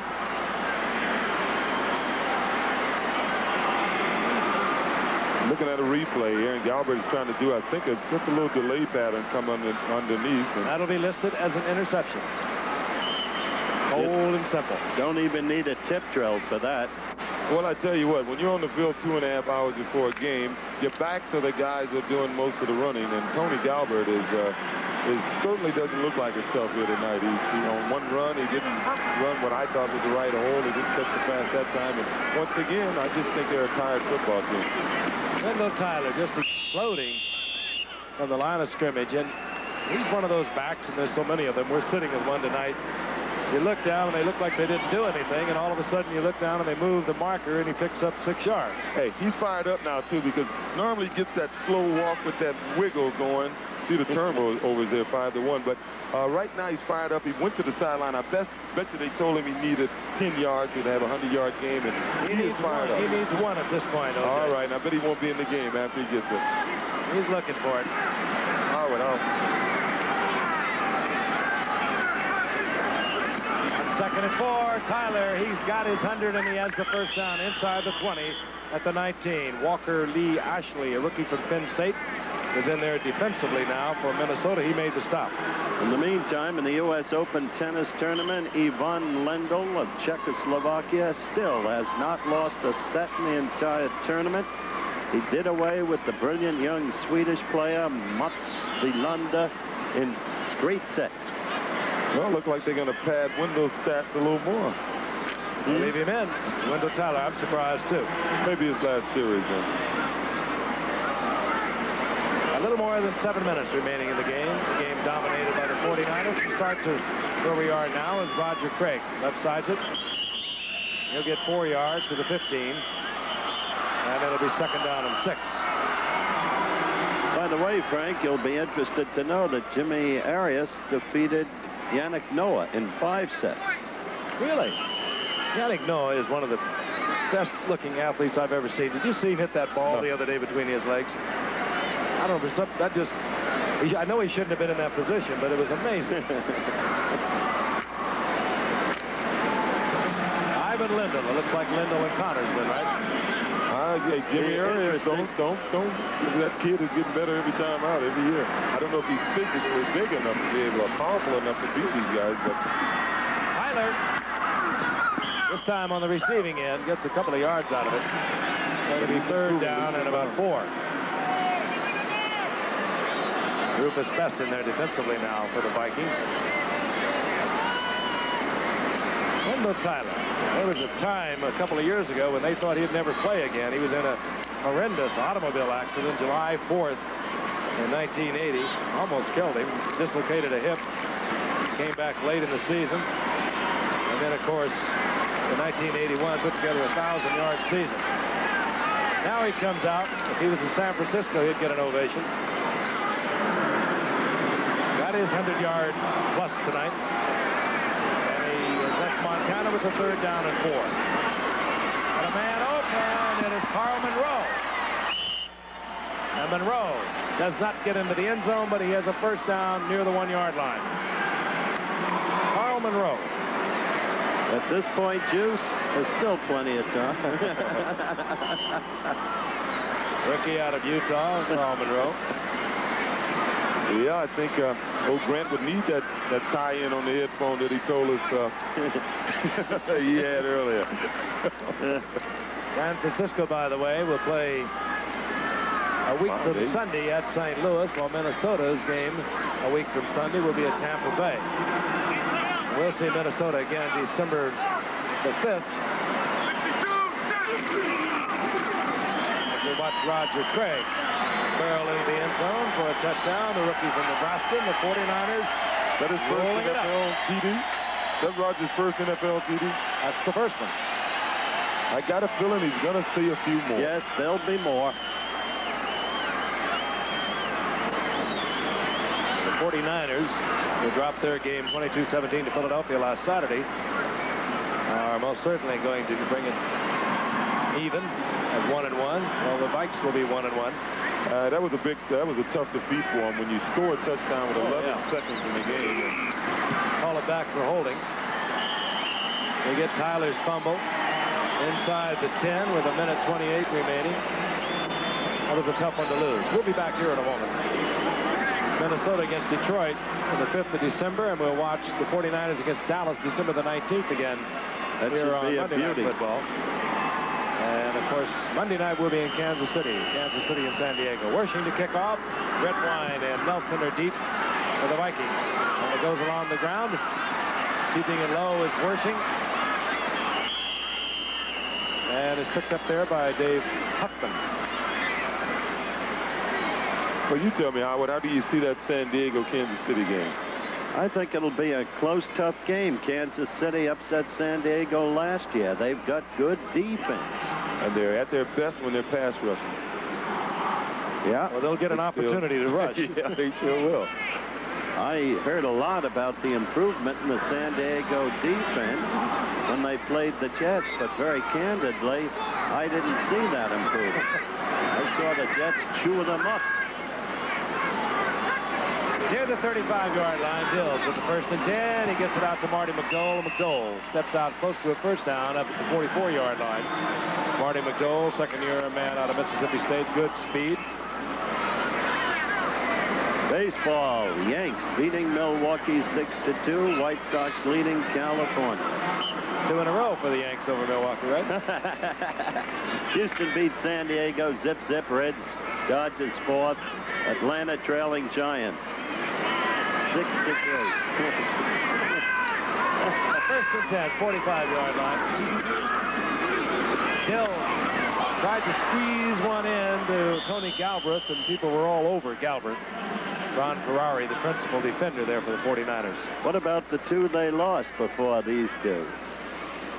The Yanks, I didn't see them. Oh, you know, this is, I guess, the worst I've ever seen a Bud Grant team play as you look at the comparable rushing yardage. It's been a flat team tonight, a tired team. It does not represent the way they'll be this year. Too much personnel.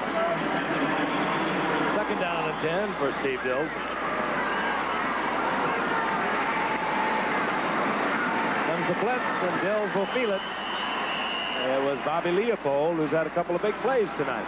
4th-year man out of Notre Dame.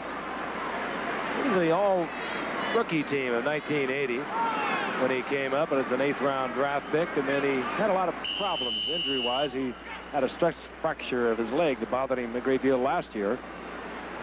But he's filling in nicely tonight when the 49ers are hurting at linebacker. I tell you, and last week they were hurting at linebacker also, and they played good defense last week. Even though they lost the game, they only gave up 125 yards rushing and 41 carries. They did a good job. 3rd down, 16. Whoa, and it's picked off once again. Eric Wright gets his 3rd of the night. And you hardly ever make the hat trick at the corner. Yeah, I think it's apparent. The 49ers are good, but they're not this good, you know. Here's an end zone replay, and the Vikes just aren't clicking tonight. They're just that one step off today, a little out of sync. It's pretty much the same pattern that he intercepted the ball on the first Looked like a quarter. replay. Yes, the one he did. took 57 yards for the touchdown. Only difference was he couldn't break it. But as I said, a flat, tired team. We've got Guy Benjamin in now. He was another Bill Walsh product out of Stanford that led the NCAA in passing. You think of the quarterbacks that Walsh has touched: Kenny Anderson at Cincinnati, Dan Fouts at San Diego. This young man, Guy Benjamin, now directing the attack as he heads off to Bill Ring on 1st and 10. There'll be other days, Tommy, and many of them. Walsh was the man who went up to scout Kenny Anderson. Remember, Giff? Couldn't believe what an athlete he was. He watched him play basketball. That's right. Tell me what top NFL running back we had an illustrious career that Bill Walsh benched. Yours truly. Simpson. I still love it. Well, I said he's better with quarterbacks. 2nd down and 9. Handsome running back, I should have said. Bill Ring bowls to the 40-yard line, and it'll leave Guy Benjamin with a 3rd down and 4 situation.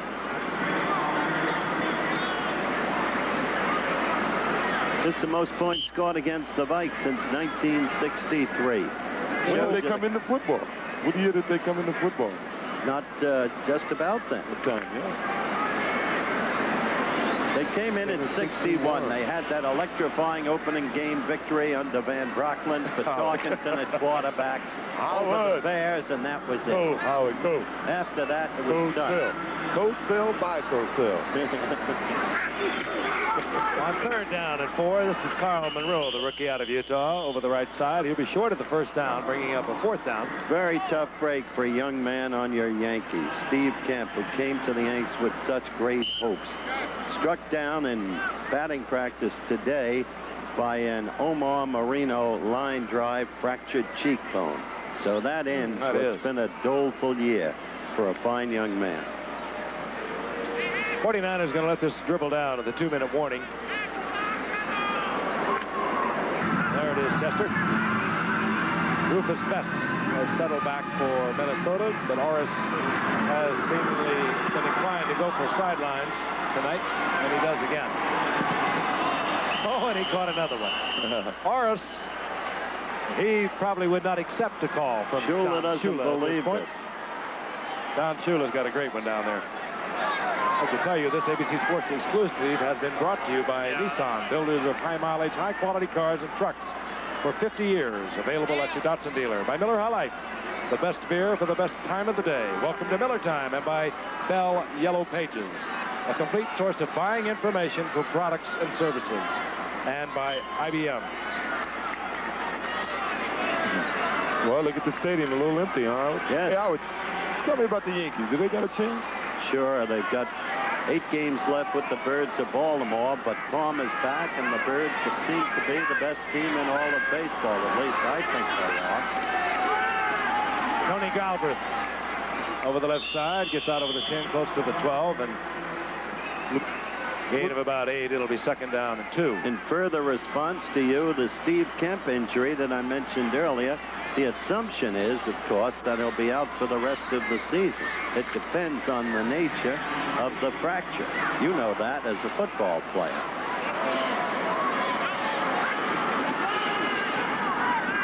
And off is Galbraith, who lopes around the right side, gets the first down out over the 15-yard line. As a one-time football player. And also tell you our telecast tonight is presented by authority. The National Football League is intended for the private use of our audience. Any rebroadcast or other use of this telecast without the express written consent of the National Football League is prohibited. And they would not, I don't believe, want to replay it here in Minnesota. Inside 1 minute. Even the Vikings now working on the clock is Tony Galbraith. Takes it over the left side, gets close to the 25-yard line. I remind you again, we'll be in Kansas City on Monday night as the Chargers come into town to meet the Chiefs. And we'll see O.J. again a week from Monday night out in Los Angeles. My hometown now. And you will not jinx us. I happen to be a Raiders season ticket holder. Well, once I'll get to see a game.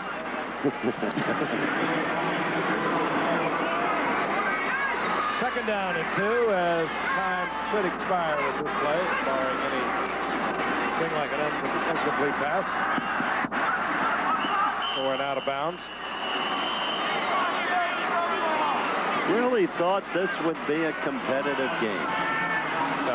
I honestly didn't think the 49ers had a good chance here because with their weakness being linebacker, I thought the halfbacks would really take advantage of those guys. That's our end zone cameraman, Joe Coutinho. He's leaving us. He's going back to school. And we wish him well because, like all of the other technicians who constitute our Monday night crew, is rendered invaluable service. Darren Nelson around the right side. Seconds ticking away, and that should do it. Both the Minnesota Vikings and the 49ers will go to 1-1 on their very young season. And a very rewarding victory for this man. I'm sure he had questions after last week. He feels